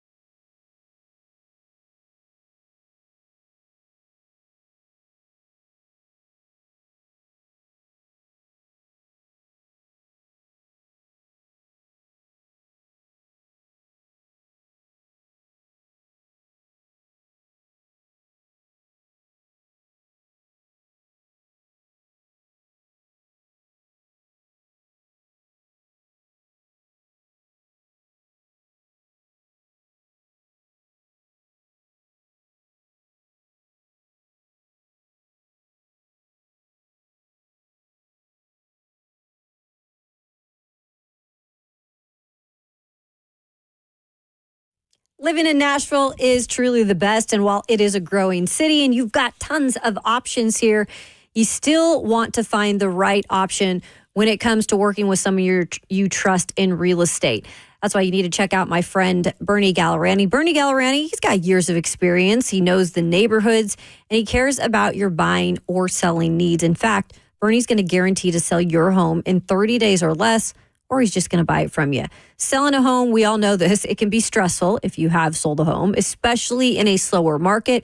But Elizabeth found firsthand out what happens when you have the right real estate expert on your side. After months of having listed her fiance's condo with no results, it sold at full price in just 5 days when Bernie Gallerani Real Estate took it over. So when it was time to sell her home, Elizabeth knew exactly who to call. Bernie's the only real estate agent here in Nashville, recommended by Barbara Corcoran of Shark Tank, and the only agent I would trust to sell my home. Give Bernie a call on his cell phone, 615-428-2644. That's 615-428-2644, or go to BernieGallerani.com.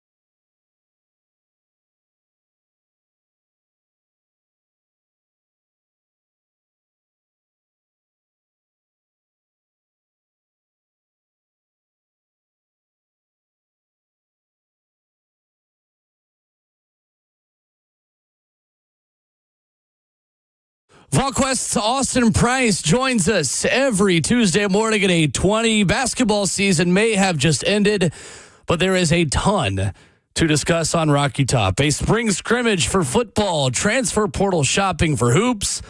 Baseball team still ranked number one. Lots to get to as Austin joins us here this morning from Knoxville. Good morning, sir. How are you? I'm doing great. How are you guys? Good. We are good. Austin, out of the scrimmage last night, what is the biggest takeaway? What are you hearing that was significant for the Vols last night in Neyland Stadium? I don't know if anything significant because it's a spring scrimmage, but fair. The talk out of the scrimmage is, Nico really, really had a strong night. That was from about 5 or 6 different people that normally are probably pessimists. And so they talked about just how much more calm and under control and just some of the plays he made. Jake Merklinger had a nice night last night. And when you have quarterbacks that are having a couple of nice nights, normally you have receivers that are having a couple of nice nights. And Travis Smith made some plays. The kind of the trio of starters, Brazel, Mike Matthews, and Braylon Staley all, made plays and looked really, really good last night. And so, it was a nice night for the offense. And I would expect the defense to rebound a week from last night. So, Austin, then I think the follow-up question to that is, how much do you think this offensive staff can take away considering how banged up the secondary is? Is this about wide receivers taking that crucial step they need to take, or maybe a secondary that doesn't have Jermon McCoy and has a lot of new faces, or is there a little bit of both going on in your opinion? I think it's a little bit of both. I mean, obviously, McCoy not out there. I think, too, we've talked about it, and, I've certainly championed there's a lot of unknown. And even though, you find out a few things in the scrimmage, you're still not going to know until, you get to September. But, the unknown are these receivers that I think are more athletic.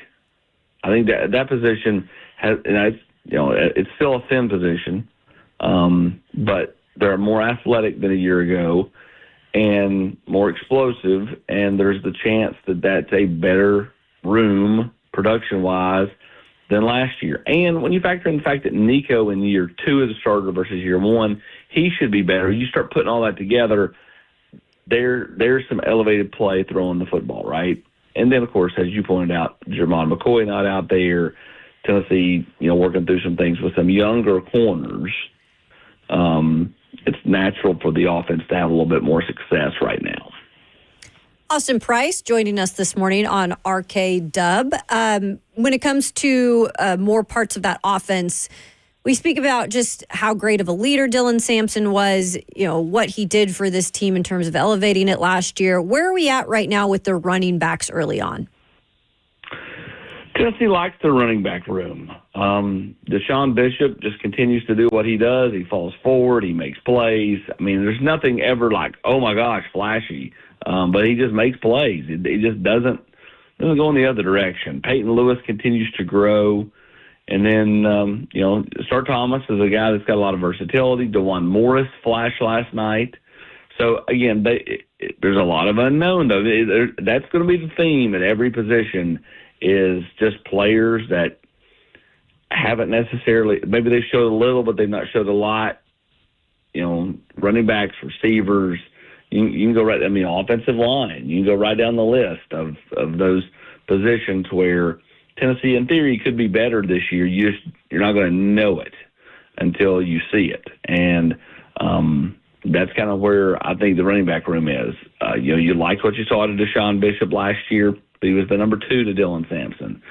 Peyton Lewis flashed, late in the year, but he was a backup. Now those guys are the 1A, 1B combination. What are they going to be like now that they're the starter and not the guy that comes in and spells a record-setting running back? There are no new additions to this staff, Austin, and clearly they're looking for production at every position. But is there anything you can tell us early on about these new additions and maybe how the fit is so far? Well, You talking about just overall? Yeah. Well, I think they've all come in. They've done a really nice job of, not only showcasing their ability on the field, but meshing with the room, right? Like they've done a nice job of being teammates, being leaders, getting, other teammates to go out to dinner, all those type of things. I think Tennessee's done a nice job with, their new players. They whether it's the recruiting class, the transfers,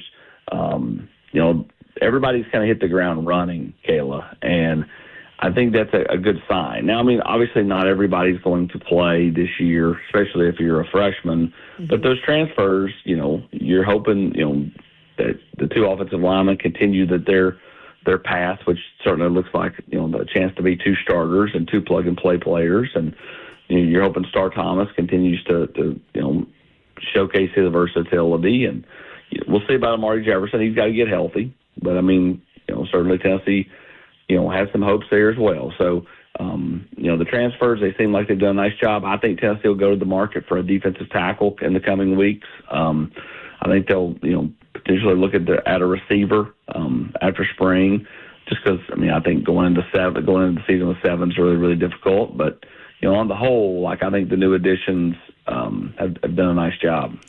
VolQuest Austin Price, our guest this morning on Ramon Kalen. Will, Austin, we've gotten used to having these high expectations for freshman wide receivers, and then they don't play major roles except in mop-up duty. For Travis Smith this season, how different could this be for him considering the lack of depth in that room, or is this business as usual where we're going to build up Travis Smith and then Josh Heupel will build him up, and then when push comes to shove, it's still going to be a rotation of 3, maybe 4 guys?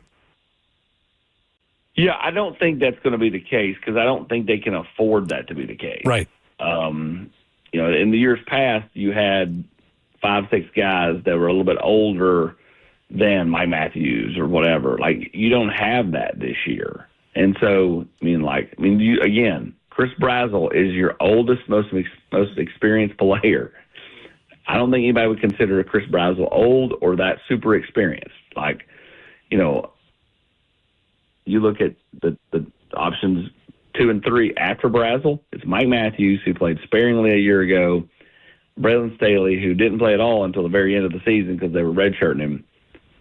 Those are your starters right now. Those are your most experienced receivers. After that, it's straight freshmen and then a transfer and Amari Jefferson, who might as well be a freshman because he didn't play last year at Alabama.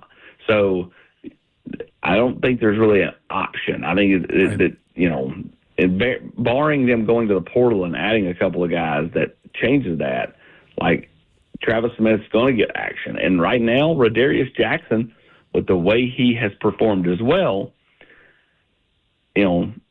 will get some action. Like, this is going to be a situation where Tennessee, probably, again, will have to go to the portal because they can't go into the season with just 7 guys. I just think that's a recipe for disaster. You're a couple of tweaked ankles away from going, wait a minute. Right. Totally. Walk on, get in there. Absolutely right. And it's always, it is on the fans. It's not reporters' fault per se, but Austin, it does feel like in the recruiting stars, hey, a 5-star guy, hey, Travis Smith, number 10 receiver in the country, we build these guys up so quickly. I guess really what you're telling us, Austin, is Josh Heupel doesn't really have a chance to choose to adapt his philosophy on that. He's going to kind of be forced to at the receiver's position specifically this year. Yeah, forced change. Right. Like, there's forced change on the offensive line, just like there was forced change in the secondary a year ago. I think it's forced play this year because of just kind of how it stacks up age-wise. Totally. Well, Austin, shifting gears a bit in the basketball transfer portal, with Tennessee certainly being forced to bring in a lot of guys in the portal with as many openings as they have. Finishing up with Isaac McNeely, the Virginia transfer. How do you feel like Tennessee did with his visit, as that one looks to be, Austin, coming down to Tennessee versus Louisville? Yeah, I think Tennessee's in play there. I think that they're a real option for Isaac. I think Tennessee likes him a lot, just like they like Gillespie a lot. Who's in the portal for Maryland. So Tennessee's going to be very, very aggressive But much like I said with football, with this portal, anything's possible, both good and bad. So, I mean, like, you could see somebody leave Tennessee, and there ain't a whole lot of bodies on the roster because most of them graduated. But like, you can see Tennessee lose somebody just because, an agent gets in somebody's ear, and the amount of money that all these kids are asking for right now is pretty extreme, and you just never know. So you kind of just hang tight and see what happens, and I think Tennessee will be really, really aggressive with who they want to try to add. Obviously, Isaac is a player that Tennessee covets, and they got him in here pretty quick. And you're right, Tennessee versus Louisville. Right now, I would kind of lean Tennessee, but again, in this era, it can all change in a 5-minute span or with one phone call. So, we'll see kind of thing where things go. But I do think Tennessee will be aggressive, where you're seeing announcements in the next 3-4 days versus 3-4 weeks. Austin Price, our good friend of VolQuest, joining us this morning on RKW, talking a little hoops right now in terms of the Vols. And with the loss now of Jemai Meshack and, of course, Zakai Ziegler, I mean, obviously the leadership was such a big part of this team with those two guys. But when it comes to just guard play in general, how hard is it to find a match to a guy like Zakai Ziegler, who stayed in a program as long as he did?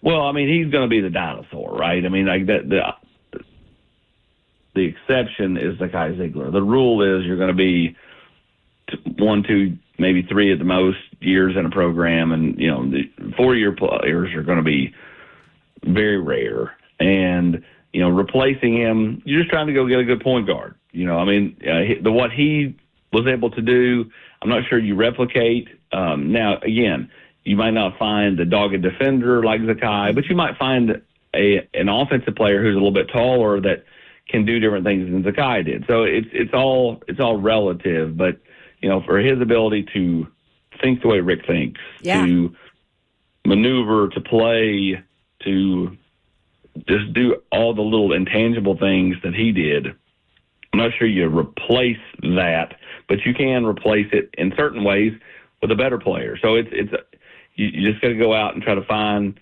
that player. Gillespie certainly could be, who's a little more an offensive threat. So Tennessee's, again, I think will be really, really aggressive in the transfer portal over the next few days. Austin, on the women's side of things for Kim Caldwell and the Lady Vols, their season ending in the Sweet 16, and by all accounts, Austin, that was the goal internally for that program and for that team to get back to the Sweet 16. How aggressive do you expect them to be in the transfer portal, and how high will expectations be for a program that, by many accounts, also has a top 3 or 4 recruiting class in the country at the high school ranks for next season? I think they'll be really aggressive as well. Obviously, everybody knows that they're trying to look at the girl from Florida State, who's the top scorer in the country. And, Tennessee's also, had Tiana Todd on campus over the last, day or so, at BC transfer. She shoots it well from 3. All those things add up to,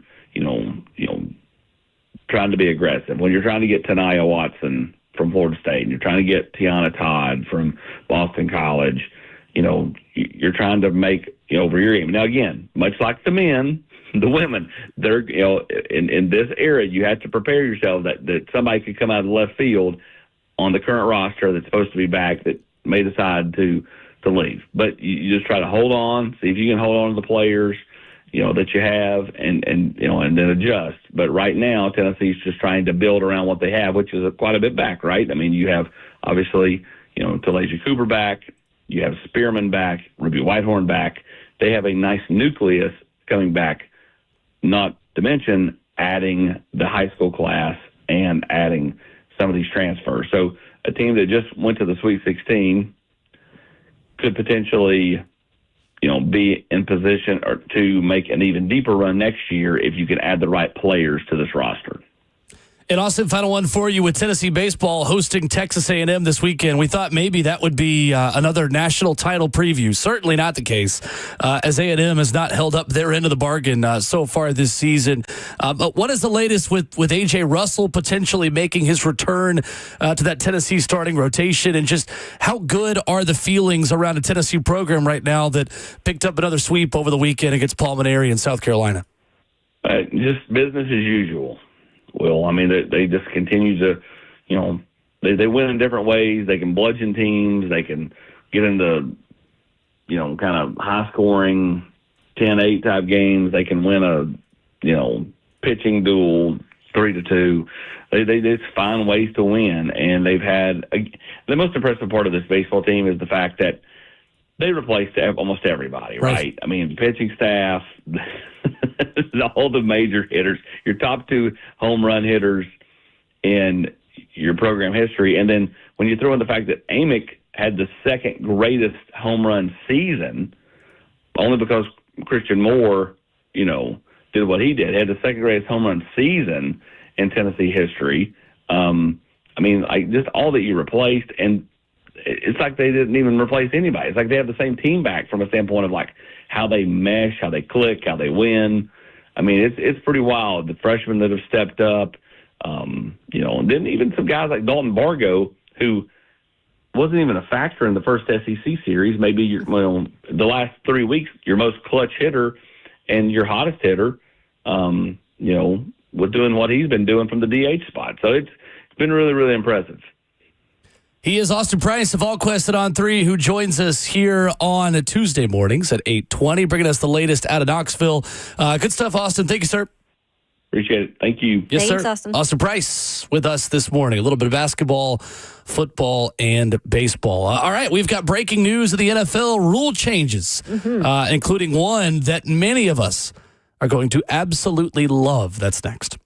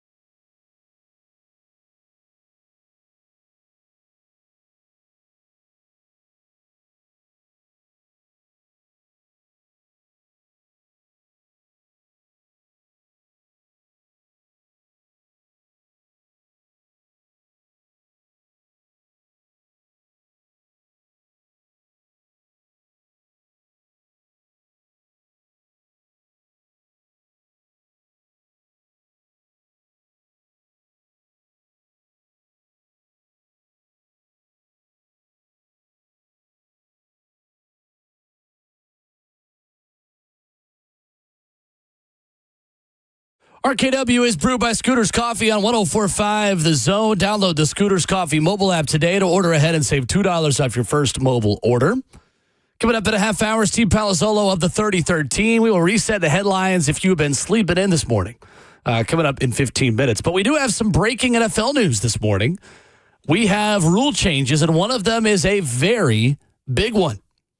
Adam Schefter tweeting 13 minutes ago.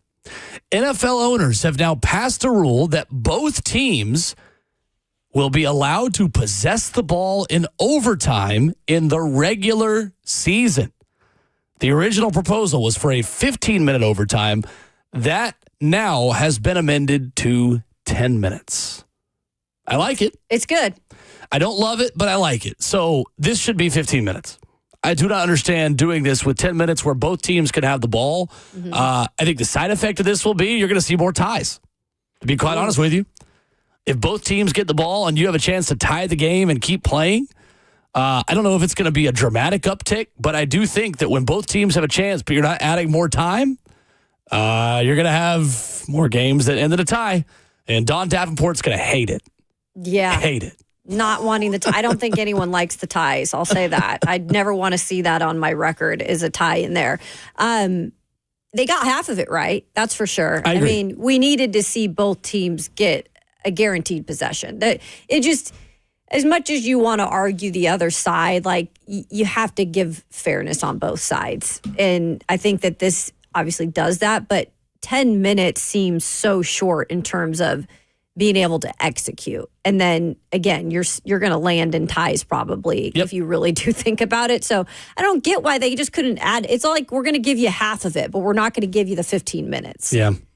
Interesting. They're still all about player safety in terms of saving themselves from lawsuits. Sure, but they're going to add another game. Exactly. Another change, replay assist has been expanded. I am all for this. Again, they got it half right. So they now have the option, referees, to pick up flags with help from replay assist. So factual errors can now be overturned on flags that have been dropped. What they got wrong is that they can't throw a flag with replay assist. So last season when there was a clear face mask that lost a team a game on a 2-point conversion, that still would not be fixed unless the flag is thrown and they are overturning an incorrectly called foul. So again, they're taking one step to a process that I think they should be taking 2 steps forward, but better than nothing. I wonder though, like, why is it the NFL just being stubborn on not wanting to give all in on making it the absolute right situation? Because I think the average person would look at that also and agree. You open up a can of worms if you re-referee every part of the game. So if you re-refereed that, in the NFL's mind, which I think is a bogus argument, it undermines the credibility of the officials, and then you open up a can of worms. Well, why don't we just use replay assist for judgment calls? Mm-hmm. And it's harder to draw that line. But I think you could easily draw that line and say, factual errors either made by dropping a flag or not dropping a flag can be corrected. Factual errors without a shadow of a doubt. In soccer, we say clear and obvious is what VAR is used for. Now, that can of worms has been opened. It is very different from league to league, but I think they could easily do that, and nobody would be mad about it. So the final thing that they're voting on, is that the tush push? Okay. No word on that yet. Okay. I didn't know if that was supposed to come down today, so it is. That's what's going to be interesting. That vote is today. Detroit's proposal of eliminating an automatic first down for defensive holding and illegal contact did not pass. Okay. Despite the Lions wanting that. I think the Titans defense would love it. Yeah, they would. If that passed, considering the style of defense that they play. Mm-hmm. So. We'll see what happens. There it's have always been some interesting. reports out there about the, as far as the tush push goes. Yeah. And they're thinking that it won't actually be voted on today and it'll be pushed until next year's owners meeting. Well, it will be pushed? I get what you're doing. They're going to table it. Yeah. They're going to push So the conversation is either they vote on it or they table it. Yeah, I've seen some. And if they conversation vote on it, they won't go. There's a lot of talk about it being not safe, but there's not enough data out there to tell you why it's not safe.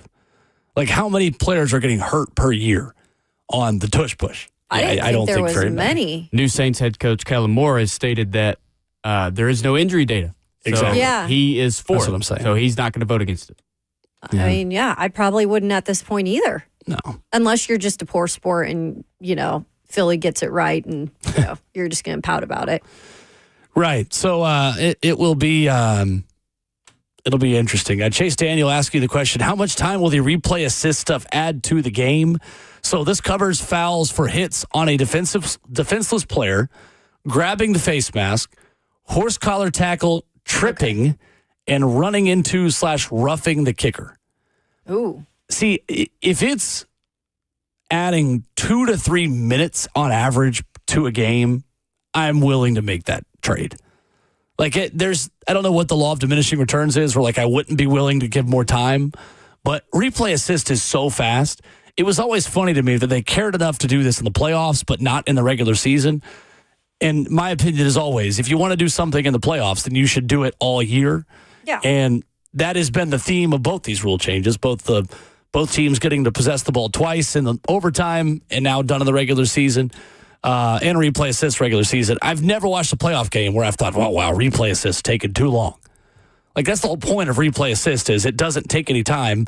They buzz down, hey, we fixed this. Yeah, it's spot the ball back. boom, boom. I have no complaints about it at all. You've got a good system going on. You got plenty of eyes and ears on it. They make a quick decision. I think it's been totally overdue. Totally overdue. I'm glad they made these changes. I didn't know exactly what was going to be passed here, so that's good to know. Yep. Good stuff with Austin Price a few minutes ago. If you missed that conversation, you can check it out wherever you download podcasts, Apple, Spotify, 1045thezone.com. Mentioning about Liam McNeely, the Virginia sharpshooter, and Jacoby Gillespie, the former Belmont and Maryland point guard, who has entered the portal. Gillespie is someone that is getting a lot of traction in Knoxville. Mm-hmm. There is a lot of buzz, people you talk to up there around him being a part of this program. If I was building a Zakai Ziegler replacement, it would be Jacoby Gillespie. The mentality, the offensive production, the three-point shooting, the everything. That is a guy who I can tell you firsthand at Belmont was someone that staff and team were scheming up plays for late in games. Jacoby Gillespie has it. He's got the X factor. He's got that kind of clutch gene that Tennessee will desperately need next season with a dearth of resources. So I think Tennessee is going to go all in for his services, and he officially entered the portal yesterday. I wouldn't be surprised if that is number one on their board, Tennessee, for next season. He's a Greenville, Tennessee native. I called his state champmpionship game as a senior. Did you cover him? I called his last game in high school when he took them to a state title. Excellent defensive back as well, Jacoby Gillespie. So that's part of his higher ceiling in college. He was a part-time basketball and football guy in high school. Mm-hmm. Now as a full-time basketball player, he has really taken off. What's he like, as a prospect? I don't know off the top of my head. I can check. I was just remembering, I was listening to Austin when he was answering that question about maybe they have a little bit bigger of a guard, but guards in college, you can be any 6'1". type. Yeah, okay. Jacoby Gillespie, 6'1". Yeah. I think he is the perfect replacement. Sounds like it. As perfect of a replacement as you're going to find for Zakai Ziegler, because they need someone with experience. It is very difficult to play point guard for Rick Barnes. Yeah. Very difficult. Got to fit. It's kind of like playing, quarterback as a freshman in college. Mm-hmm. You want, ideally, the Henderson kid, they just had to commit a point guard, and whoever the younger point guards are, to sit behind a veteran. And I would, Jacoby Gillespie averaged 14 points a game last season for Maryland, was in double figures at every game of their NCAA tournament run. For the Terps this past season. And, of course, his head coach is now at Villanova. Yeah, officially. I was going to say, that's the biggest reason there. Everybody's in Kevin Willard. piecing out there. Yep. So no doubt. I've been talking about Gillespie for 3 years now. Love watching him play. 2 years at Belmont and then last year at Maryland. So 615-737-1045 is the number as we roll into the fourth and final hour. I think the Titans might have tipped their hand, finally, about what they're going to do with the number one overall pick in a significant way by something they're not going to do. And we'll talk about that next.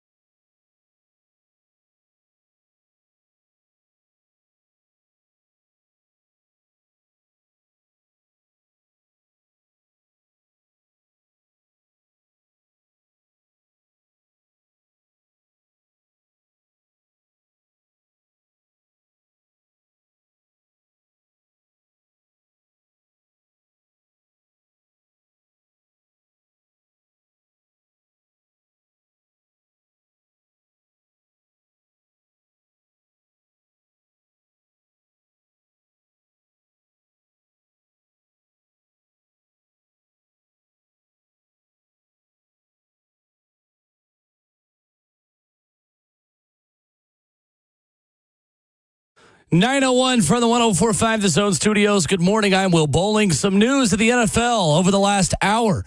Ian Rappaport with the details on a couple rule changes passed by NFL owners. The NFL will now allow both teams to possess the ball in overtime in the regular season, but amended a rule change that would have had overtime extended to 15 minutes. It will be a 10-minute overtime period, reflecting the NFL rules in the postseason. Expanded replay assist has now also been passed for factual errors made by referees. It will allow them to pick up flags when NFL replay assist says that a flag should not have been thrown. Rappaport also reporting yesterday that Titans president of football operations Chad Brinker and coach Brian Callahan won't be present at Colorado Pro Day, having seen Shedeur Sanders and Travis Hunter multiple times already. Rappaport adds they'll be part of a large Tennessee contingent at an April 9th private workout for both players. For the first time since 2003, Texas women's basketball is back in the Final Four. They beat TCU 58-47 last night in the Elite Eight. Heading to Tampa, UConn beat USC 78-64 yesterday in the Elite Eight, behind 31 points from Paige Beckers. The Huskies will take on UCLA in the Final Four, and there's an SEC matchup on the other side as Texas will battle South Carolina. For all your foundation repair and waterproofing needs, visit USSTN.com. Breaking news at once on your home for the Titans and Vols. This is 104.5 The Zone.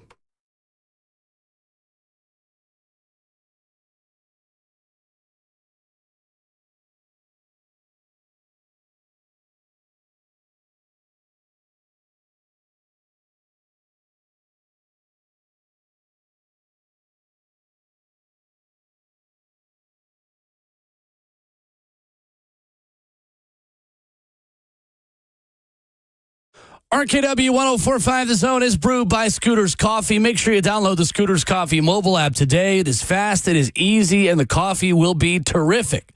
Maybe you're in the mood for a protein smoothie. Maybe a Lucky Charms latte. Whatever you got. They have got it for you. Download the mobile app. Check out their locations in White House, Mount Juliet, Rivergate, Smyrna, and Brentwood. Bold of NFL owners, Kayla, to have rule changes on April Fool's Day. Oh, I didn't. But that is exactly what we've got going on at NFL owners meetings down in Palm Beach. Please don't tell me that's some cruel April Fool's joke. It is not. Because I keep forgetting it's April 1st. I'm glad you're reminding me in every hour. Yes, I've got you. Well, Robert Walsh is in the building now, so you're going to have to be very vigilant. Good thing Buck's not here. Of Bert. Because he would play a prank on Buck. No doubt about it. That's true. But Buck's at the owners meeting in Palm Beach. That's right. So...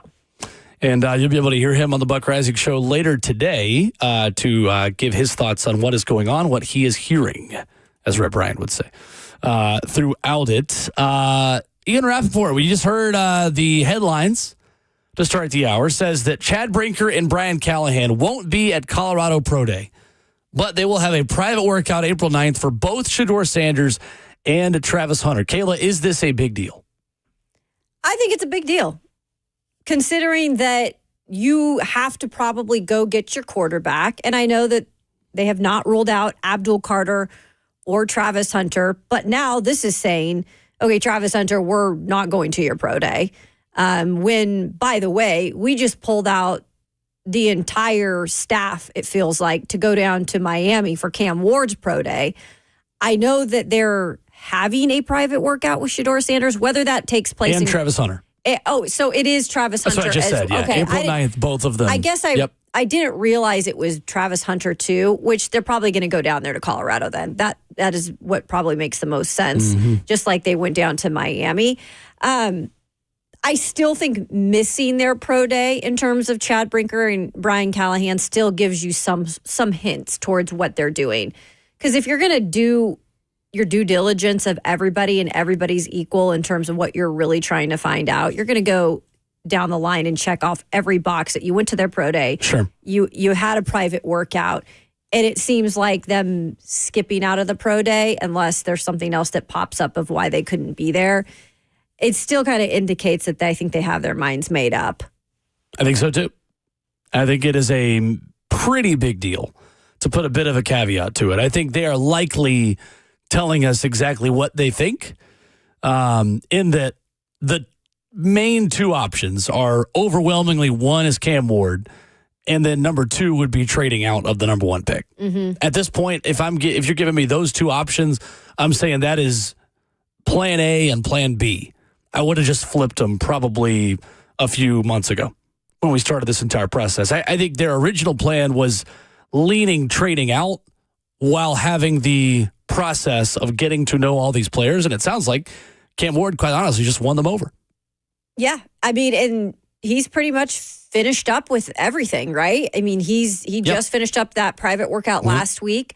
And so now I think they're just, like I said, doing the due diligence of checking off the boxes, except for the fact that they're not going to be at that pro day, where I think pro days actually, I know it's scripted to benefit more of the player, especially if you're going to see a quarterback. But I do think there are lots of benefits when you go into their environment.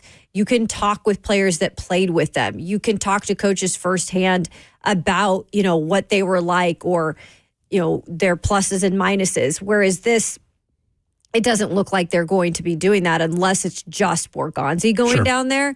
So it does point you in the direction of Cam Ward probably is going to be getting the green light. Raheem Morris yesterday, Atlanta Falcons head coach, talking about his quarterback, Kirk Cousins, who now is their backup, with Michael Penix being the starter, mentions that Cousins would like to try to be a starter at some point. Says that has definitely been clearly communicated with me and whoever else he had an opportunity to talk to. I do know that. The way about that, I'm not sure. But we have to figure those things out. We have to get to that process. Of course, Cousins was signed last offseason. The Falcons then turned around. They drafted Michael Penix, number 8 overall. There is a no-trade clause for Kirk Cousins. Told NFL Network Cousins in February that he had a right shoulder and elbow injury due to a hit he received against the Saints Week 10, and said he was not the same the rest of the season. Are you buying the Kirk Cousins publicity tour that he could still be a decent contributor for a team at the quarterback position? Right now, Will, I think that the state of the quarterbacks we're in, he could still be a starter.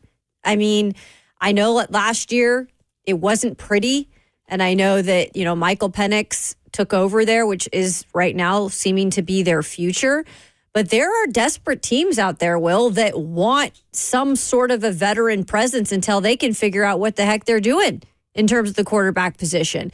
And this is one of those veteran quarterbacks that you could probably find a way to make a move for. And I'm sure he'd want to go to somewhere. I know the no trade clause is there, but he wants to be a starter. And I don't think he's going to be the starter in Atlanta unless something happens to Michael Penix Jr., because it looks like they're moving forward. What about Cleveland? I mean, Cleveland is the team it makes sense for. Because right now, who's their starter? Kenny Pickett? Yep. I can't get with it.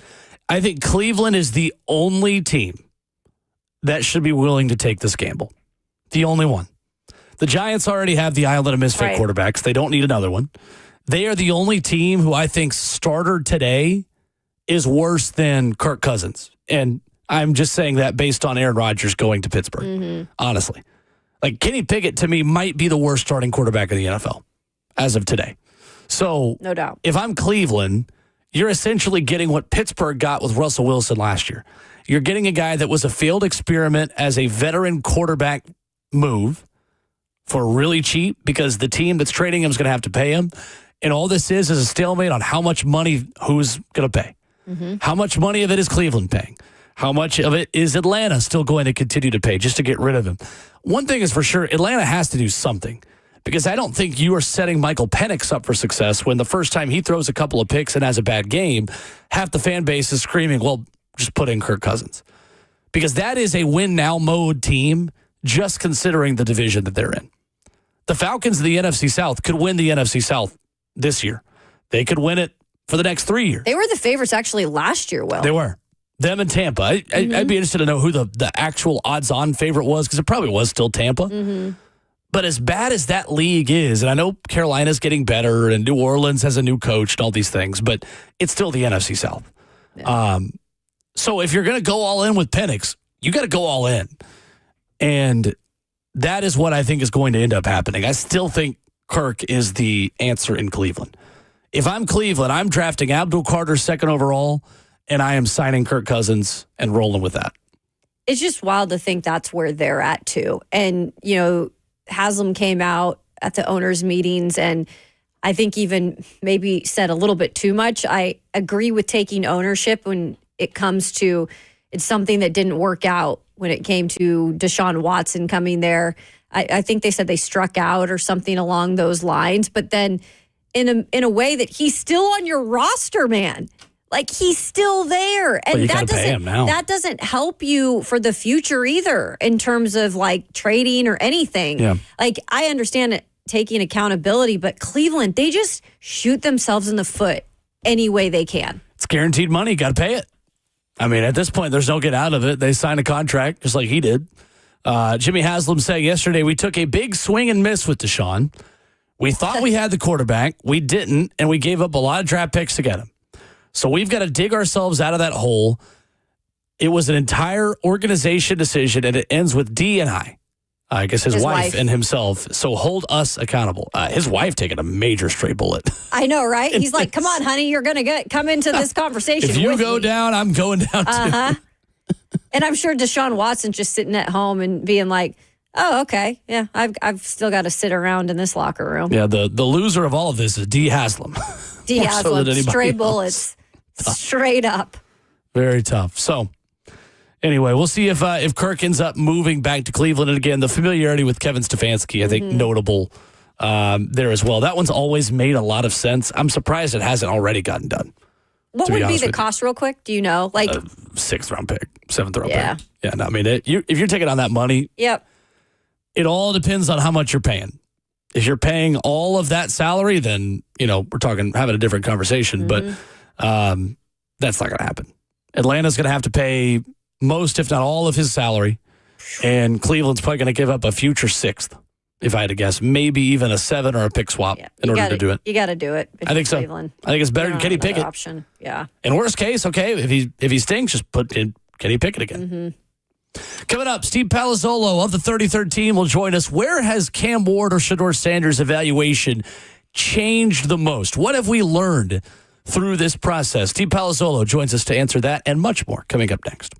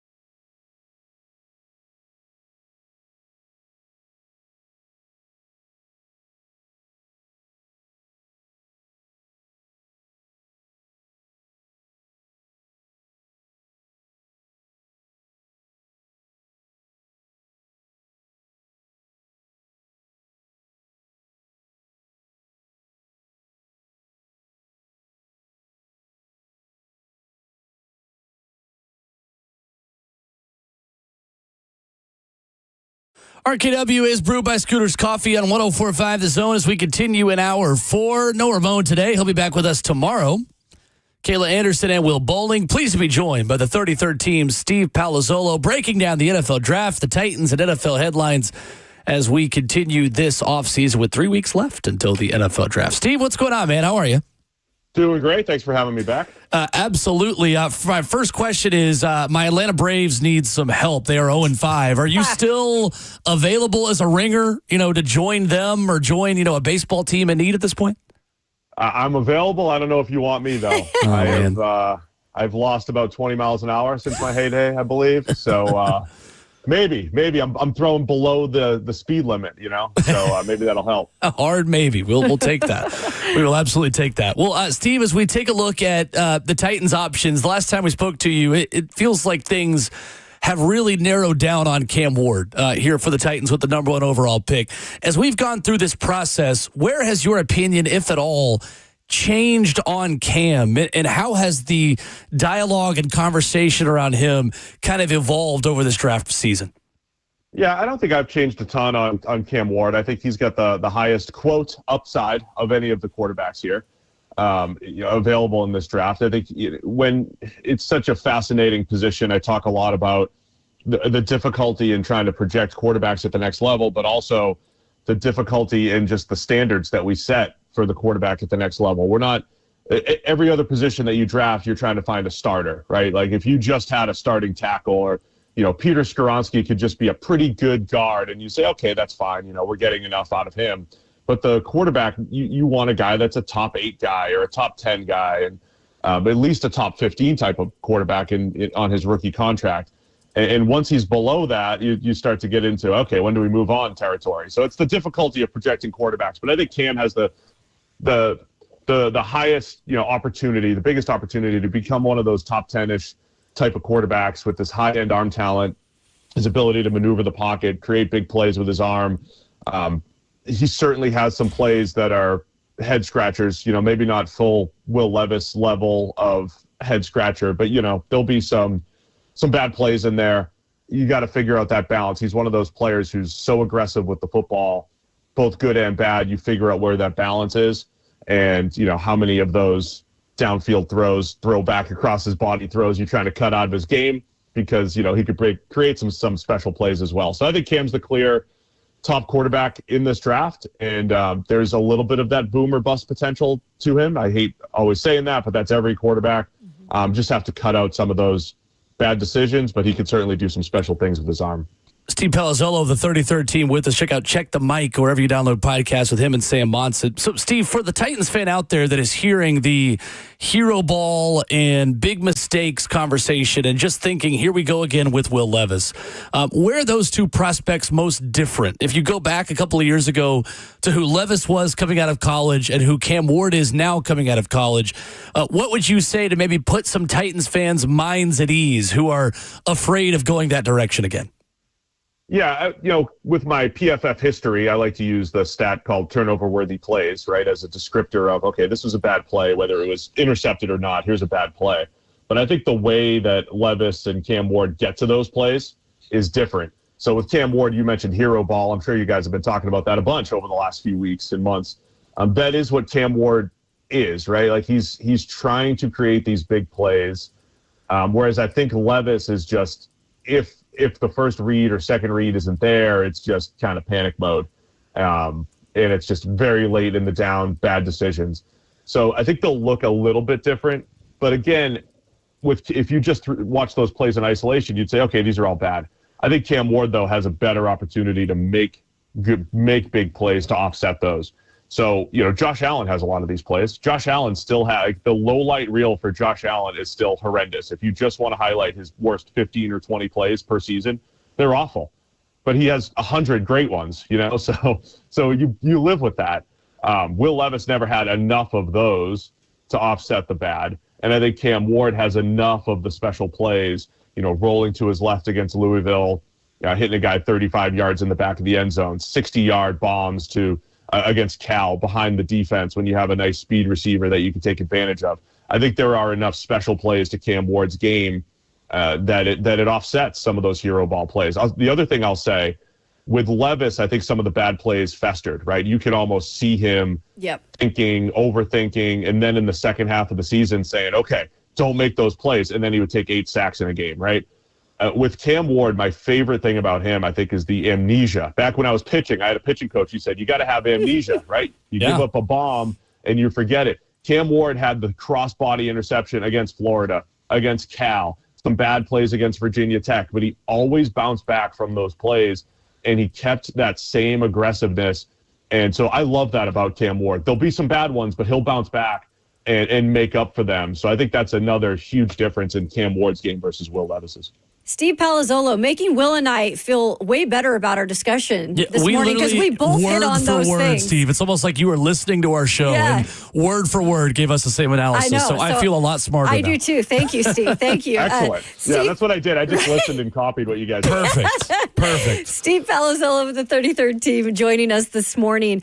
When it comes to Shedeur Sanders, Steve, the talking point around him is interesting right now because you see what the Giants have done in their quarterback room with Russell Wilson and Jameis Winston. And then you see the Cleveland Browns come out recently, owner Jimmy Haslam saying, we are kind of now having to redo things because of what happened with Deshaun Watson being a swing and a miss. And it doesn't look like they're going for a quarterback. How far realistically is Shedeur Sanders going to fall, do you think? Yeah, I think we have to start discussing this and what that's going to look like on draft night, right? When the Giants signed Russell Wilson, I think it meant one of two things, right? They either know that the Browns are taking Shedeur and they need a starter, or they're not sold on Shedeur Sanders, and that's one less spot that they could, potentially draft Shedeur Sanders, and we're going to talk about his fall. Now with the Browns saying, hey, it feels like a vote of confidence for Andrew Berry. You got a couple more years. We have this mess to undo with Deshaun Watson. I think we have to look at any other team that needs a long-term option for a quarterback. That could be the Jets at 6. That could be the Saints at 9. I think they probably only have one more year of Derek Carr. Colts fans can't stand when I say this, but the Colts at 14, like they are on the prowl. There are Colts fans telling me they're going to, get rid of their fandom, maybe become Titans fans if they drafted a quarterback in the first round. But they have to be in the mix. They don't feel great about Anthony Richardson, and they have 1 year of Daniel Jones there. So they at least have to be considered. They have to be scouting Shedeur Sanders and say, hey, if he's available, is he worth taking at 14? And then you get into the Steelers, right? You don't know what's going to happen exactly with Aaron Rodgers. He's taken his sweet time. If they love Shedeur Sanders at 21, the Steelers will be in play. And then I look at teams like the Rams, 26, 27, wherever they are, back end of the first round, if they want to have that contingency plan for Matthew Stafford going forward. So I don't know how far the slide ends up landing, but I think it becomes potentially one of the stories of draft night. And then you have the Browns or the Giants trading back into the first round as a possibility as well. So I think it could make for some fascinating drama if Shedeur Sanders doesn't go in the top 10. Steve, is there any situation in which Shedeur Sanders could still come here to Tennessee? And if that were the case, why would he be a better fit than Cam Ward here? Because they're still going to go through the private workouts with him, but they are showing their cards a bit when they're saying we're not going to be at Pro Day in terms of Brian Callahan and Chad Brinker.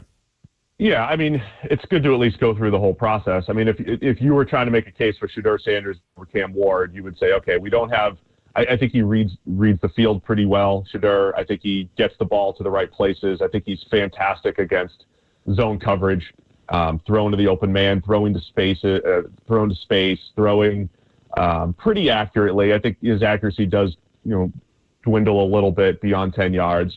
And I think he's more hit or miss with some of the special plays outside the pocket. I think with Shedeur, one of the big questions is behind that offensive line in Colorado.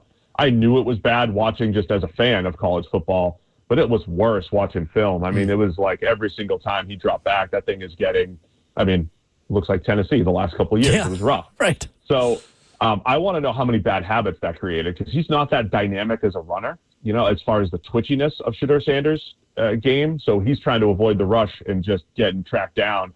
That's not going to play at the next level. He's got to get rid of those bad habits. So if he has a little better offensive line, I think he can operate an offense. So just to simplify it, I hate to use the word game manager, but that just paints a certain picture in your head. if everything around him, offensive line, some playmakers, if it's all there, I think Shedeur Sanders can run the offense and have some success. But if you're trying to get him to elevate a team behind a rough offensive line, even though he did it pretty well at Colorado, I think that's going to be a challenge at the next level. So that's, just some of the differences between him and Cam Ward. Whereas I think Cam can elevate a team a little bit more, and we saw him do that across 3 different places. Steve Palazzolo of the 33rd team is our guest this morning on Ramon, Kayla, and Will. Steve, we had a comment earlier, a listener saying, well, Cam Ward is a spread quarterback. You can't just go with a spread offense in today's NFL. Well, Cliff Kingsbury in Washington certainly built a system to accentuate Jaden Daniels' strengths last season. Do you see a world where the Titans could replicate that kind of schematic shift to make Cam Ward be comfortable in a similar way to what Washington did last season with Jaden Daniels? Yeah, I mean, I think that's a talking point from 10 to 15 years ago, to be honest. Right. We've seen the NFL do a much better job. I mean, probably started around 2012 when RG3 hit the NFL. And the NFL has just done a much better job of building around QB skill sets. And they do, the NFL is a spread league. It's a 3 wide receiver type of league. It's a shotgun league. QB run game is used by almost every single team that has some level of mobility at quarterback. So I think, you can absolutely work around Cam Ward's skill set. I think there's still NFL elements that you would want to take advantage of. I think Cam Ward being under center, working the play action game to, get the ball down the field, hitting the deep post in rhythm. I think that stuff would be great to develop. I think you should still try to get him running some, quote, NFL type of concepts under center, just because there is an advantage running play action, turning you back to the defense and coming out and trying to hit some big plays. I think that there are ways to work around his skill set perfectly fine. And I'm not worried about, him running the spread necessarily coming out of college. Steve, the thing that you and Sam Monson have always taught us on this show and on this station is that the goal of any offensive line that's bad is to get back to average. With the moves the Titans have made this offseason, do you believe the Titans offensive line can finally once again be average next season? I do. I mean, they definitely have all the pieces, right? I mean, look, Dan Moore, I don't think is a $20 million a year player, but with the scarcity of the left tackle position, I get it, right? And I think the other effect of taking Dan Moore, putting him at left tackle, moving J.C. Latham back to the right side, I think that's improving 2 spots, right? Especially the right tackle spot has just been so horrendous. J.C. Latham should be better, right? So just the tackle spots look better. I'm a huge Kevin Zeitler fan. I thought he would go, no offense to the Titans, but I thought he would step into more of a Super Bowl contender type of team rather than a team going with a rookie quarterback trying to rebuild. But Zeitler as a 1-year option is fantastic. And then you kind of hope that Skoronski in year 3 and Lloyd Cushenberry can get back to where he was. All of those players have played well at some point or have the potential, like a Latham, to play well. So, it's definitely in the cards. You might add one more piece, a better swing tackle option or whatever it might be, a little bit depth at guard. I think they have all the pieces, though, to be at least an average offensive line this season. Our good friend Steve Palazzolo. You can check the mic with our other good friend Sam Monson there of the 33rd team. So here's another question for you to go along with the whole Cam Ward situation if they do draft him. That wide receiver room right now, Steve, I don't know if you've seen it, but it is slim and trim. And it's not in a good way in terms of the body. It's like there's nothing in there really. And I don't know what they're going to do with Treylon Burks, but you can't count on him. You've got the one guy in Calvin Ridley. But other than that, they seem to probably have to also draft a wide receiver early on in terms of what you've seen. What's a good pick in that second round if they do indeed use that? Yeah, Sam and I did a 2-round mock draft yesterday, and we had a great debate over the Titans pick here. They're in the early second round, and there were several wide receivers on the board, and we ended up we traded down with the Patriots in our scenario because the Patriots, they went up and were a little desperate, and they got a receiver. But some of the options there, I love Jalen Knoll from Iowa State. I don't know if he's going to be a second rounder for the NFL. I think he should be. He ran 4.39. Every time I watch him, most speed receivers, guys that run in the 4.3s, they're not quick, too. They're just fast. And he's got both. He's got quicks. He's got speed. I see him run behind the defense, and I'm just thinking, man, Cam Ward can throw those 50, 60-yarders to him So I love Jalen Knoll from Iowa State. The other Iowa State receiver, Jaden Higgins, if you want more of a big-bodied outside type of player, I think he's fantastic, and I think he's getting maybe some fringe first-round type of hype. So I think similar to last year, the turn from the first to second round was a slew of receivers came off the board. I think there's a good group there.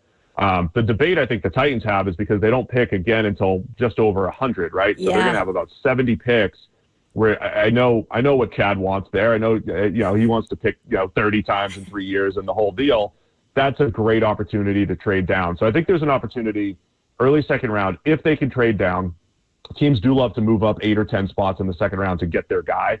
If they can trade down, accumulate a few more picks, I think some of those receiver options will still be available there. So I think that's what you might be looking at. Cam Ward in the first, and that second wave of receivers, Higgins, Knoll. I like Jalen Royals from Utah State. I think there's some really good options there. Not number one types, but either good route runners, some deep speed, some size. There's a few different options to choose from. Steve Palazzolo, our guest. Steve, on the way out, when you look at the evaluation process for these prospects and for this class as a whole, where have you maybe changed your mind throughout all of this? Is there a position group? Is there a player? Just an overall sentiment you have about this draft class where you feel like we have gained more knowledge or have a different opinion now as the process through the combine and through pro days and all of these things has taken place? Yeah, I think as I've gone through the film, I thought it was supposed to be a deep tight end class. I'm just lower on the tight ends generally. Sure. I think we're seeing Tyler Warren and Colston Loveland pretty regularly mocked in the first round, but also the top half of the first round. And I'm not saying there's a ton of other great options besides them, but I don't know if Tyler Warren. I think Warren and Loveland are more late first round type of prospects rather than top half of the first round prospects. And I think the rest of the tight end class is just not. I just don't think it's great. I mean, it looks like the NFL where there's a couple. The NFL has 2 or 3, 4 elite tight end talents and a whole bunch of solid options. I think that's what this class looks like. So I'm a little bit lower on the tight ends. I think the defensive line class is deep. I think I haven't changed my tune on that, but they all do come with some question marks. Every player that's uber productive might have an off-field question mark. Every player that's crazy athletic has a production question mark. They all come with some level of question. So I think it's a deep, high-end defensive line class, but they do come with some level of risk, and I think that's going to be one of the big stories through the first 2 or 3 rounds in the draft. He is Steve Palazzolo of the 33rd team. Check the mic. Great stuff always with Steve and our friend Sam Monson wherever you download podcasts. Always good to catch up with you, sir. Thank you so much. Thanks, Steve. Yeah, thank you. Appreciate it. Yes, sir. There's Steve Palazzolo here with us this morning talking Titans and continuing that draft discussion. Now, that's interesting on tight ends. Because I do think coming out of the Senior Bowl, that was a bit of a talking point, is that maybe those guys were better than we thought. I know. And now it seems like Steve said, they've kind of dropped in terms of their stock a little bit. I know the Arroyo kid Elijah Arroyo from Miami. From Miami is still continued to see his stock grow. But yeah, I thought that would be a deeper spot. I know the running backs, they haven't changed. That's still deep as heck. But the Titans, for sure, still a little bit of question marks in that tight ends room. No doubt. For sure. We have more rule changes in the NFL to tell you about. One change in special teams that I think might be major. Then there is something that's just been tabled by NFL owners for the future. And plus, I'm going to give you a headline on the way out of a college football team creating a trend that I hope catches on. That's next. We've got the trucks, all the trims, all the towing, all the bells and whistles, and all at Truck Month Savings. Two Rivers Ford is Ford Truck Central.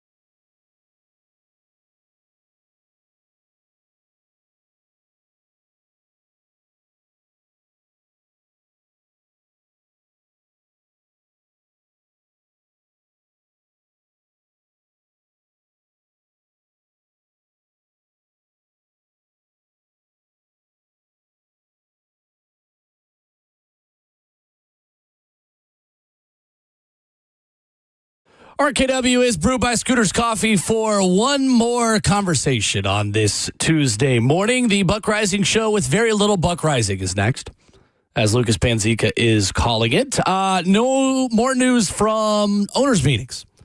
Down in Palm Beach, the NFL is moving the ball to the 35-yard line on a touchback.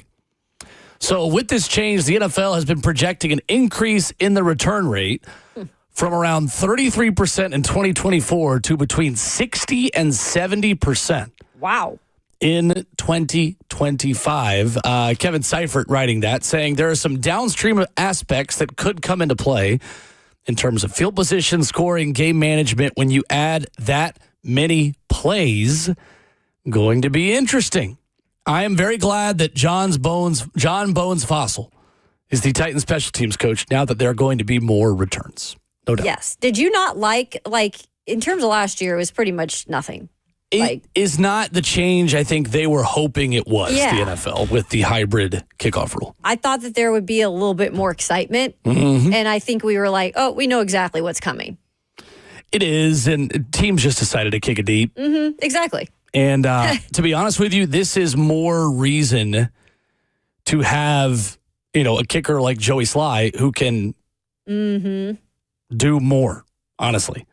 Despite the age, yeah. Right. Like Nick Folk on kickoffs, to me, was putting it in a returnable spot a lot of times. And I don't know. Yeah. Joey Sly has a more powerful leg, and you saw the low line drive kick is something that teams kind of implemented because you don't need hang time. Your players are already standing where they need to be in order to make a tackle. So we'll see how much more creative the Titans get. No vote at this time on onside kick modifications. Okay. So that will pick back up at the May meeting. So no changes there. And then the hot topic issue, the Tush push, will be pushed to a later date as well. No pun intended. So right? NFL owners have tabled the Tush push conversation. There will be no decision about its future at this league meeting. And most of the talk around that has been there's not enough evidence to really show whether or not there has been or has not been injuries at that position, because that's what they're claiming. The people who don't like it, they're using the fact that it's a safety thing, which I don't necessarily agree with. I just think that some don't want it because they know they can't do it as well as the Eagles do. So the whole safety thing, I'm sure they're going to look at and have more behind that. Yep. Peter Schrager writes 12 minutes ago on Twitter, new ESPN writer soon. I know, weird. Peter Schrager says, hearing the tush push debate amongst the teams is the rare rule change where both sides are not only dug in and very passionate, but there are influential voices making cases to potential swing votes on both sides of the debate. He says this is the story of the week. So you had mentioned earlier in the show, Brian Callahan was going to be in favor of the tush push. Pro tush push, Brian Callahan, yes. Which it didn't shock me or not shock me. But it would be interesting to go down the line and see where these coaches are. Because we had mentioned in Buffalo, I'm drawing a blank, sorry. Sean McDermott. We were discussing him earlier, and they were out in the hallway with Howie Roseman and Nick Sirianni, and it seemed to be a heated discussion. I mean, they do it up in Buffalo too, but was that because they don't want to do or they were voting no? It's very interesting and dramatic of how this is going. Yep. So Brian Callahan's full quote was pretty neutral, to be honest. I don't think it's like this super unstoppable play. I think one team's really good at it because they have good players and the quarterback that squats 600 pounds. I don't share the opinion necessarily that it needs to be out of football. I think it's a good play. Okay. Other AFC South coaches who commented on it, D'Amico Ryans is for tush push, saying it's tough to punish a team for being really good at something. There you go. And Shane Steichen, the Colts head coach, also said, I am not in favor of taking it out. I think it's good for the game. Look at AFC South represented in terms of pro. Yeah, The Athletic has pretty much every coach commenting on it. I'll have to go on there and look. So I'm excited. Yeah, Liam Cohen, the one coach that's not quoted in this from the division. But certainly lots of conversation around it. Something there's going to be a lot of conversation around is what Coastal Carolina is doing. Did you see this story yesterday? I did not. They are the first FBS program to offer free concessions. I did see it. Never mind. I take it back. So fans can feast for free Yeah. This season at Chanticleer football games, anyone who buys a ticket has the option to select up to 4 items per visit with an unlimited amount of visits. So you have a menu selection of hot dogs, nachos, popcorn, and fountain drinks. Every time you scan in and go visit the concession stand, you can get up to 4 of those items total, but you can go back as many times as you want. How are they doing this? That's a great question. Because that is freaking awesome. So alcoholic beverages, specialty items, and third-party vendor items are not included. So basically, it's like your basic nacho, popcorn, soft drink, or hot dog. And that's still, though, look at what you're paying at some of these stadiums just for those basics. To get them for free and to be able to go back, that's pretty legit. My first question is, how are you going to make sure there are enough for everyone? That's the biggie, right? A lot of these schools don't have kitchens. They're like pre-making stuff. Like I know in Neyland Stadium for forever, they didn't have a kitchen in Neyland where they had to like pre-make a lot of this stuff. So if you wanted a Calhoun's barbecue sandwich at Neyland, you got to go in the first half because it's probably going to be gone by the second half in terms of where you are. So this is not the first time Coastal Carolina's done something like this. In the fall, they offered season ticket holders for the men's or women's basketball team a full refund if the teams combined for 35 wins. And they combined for 33 wins this past season. Holy smoke. So they had to refund all those tickets? They did not. Oh, they did not. Had to get 35. They had to get 35. Okay. Yeah. Oh, my gosh. Well, they're creative over there. So according to the school's website, a seat in the lower bowl near midfield is $230 for a full season package. Last year, it was $200.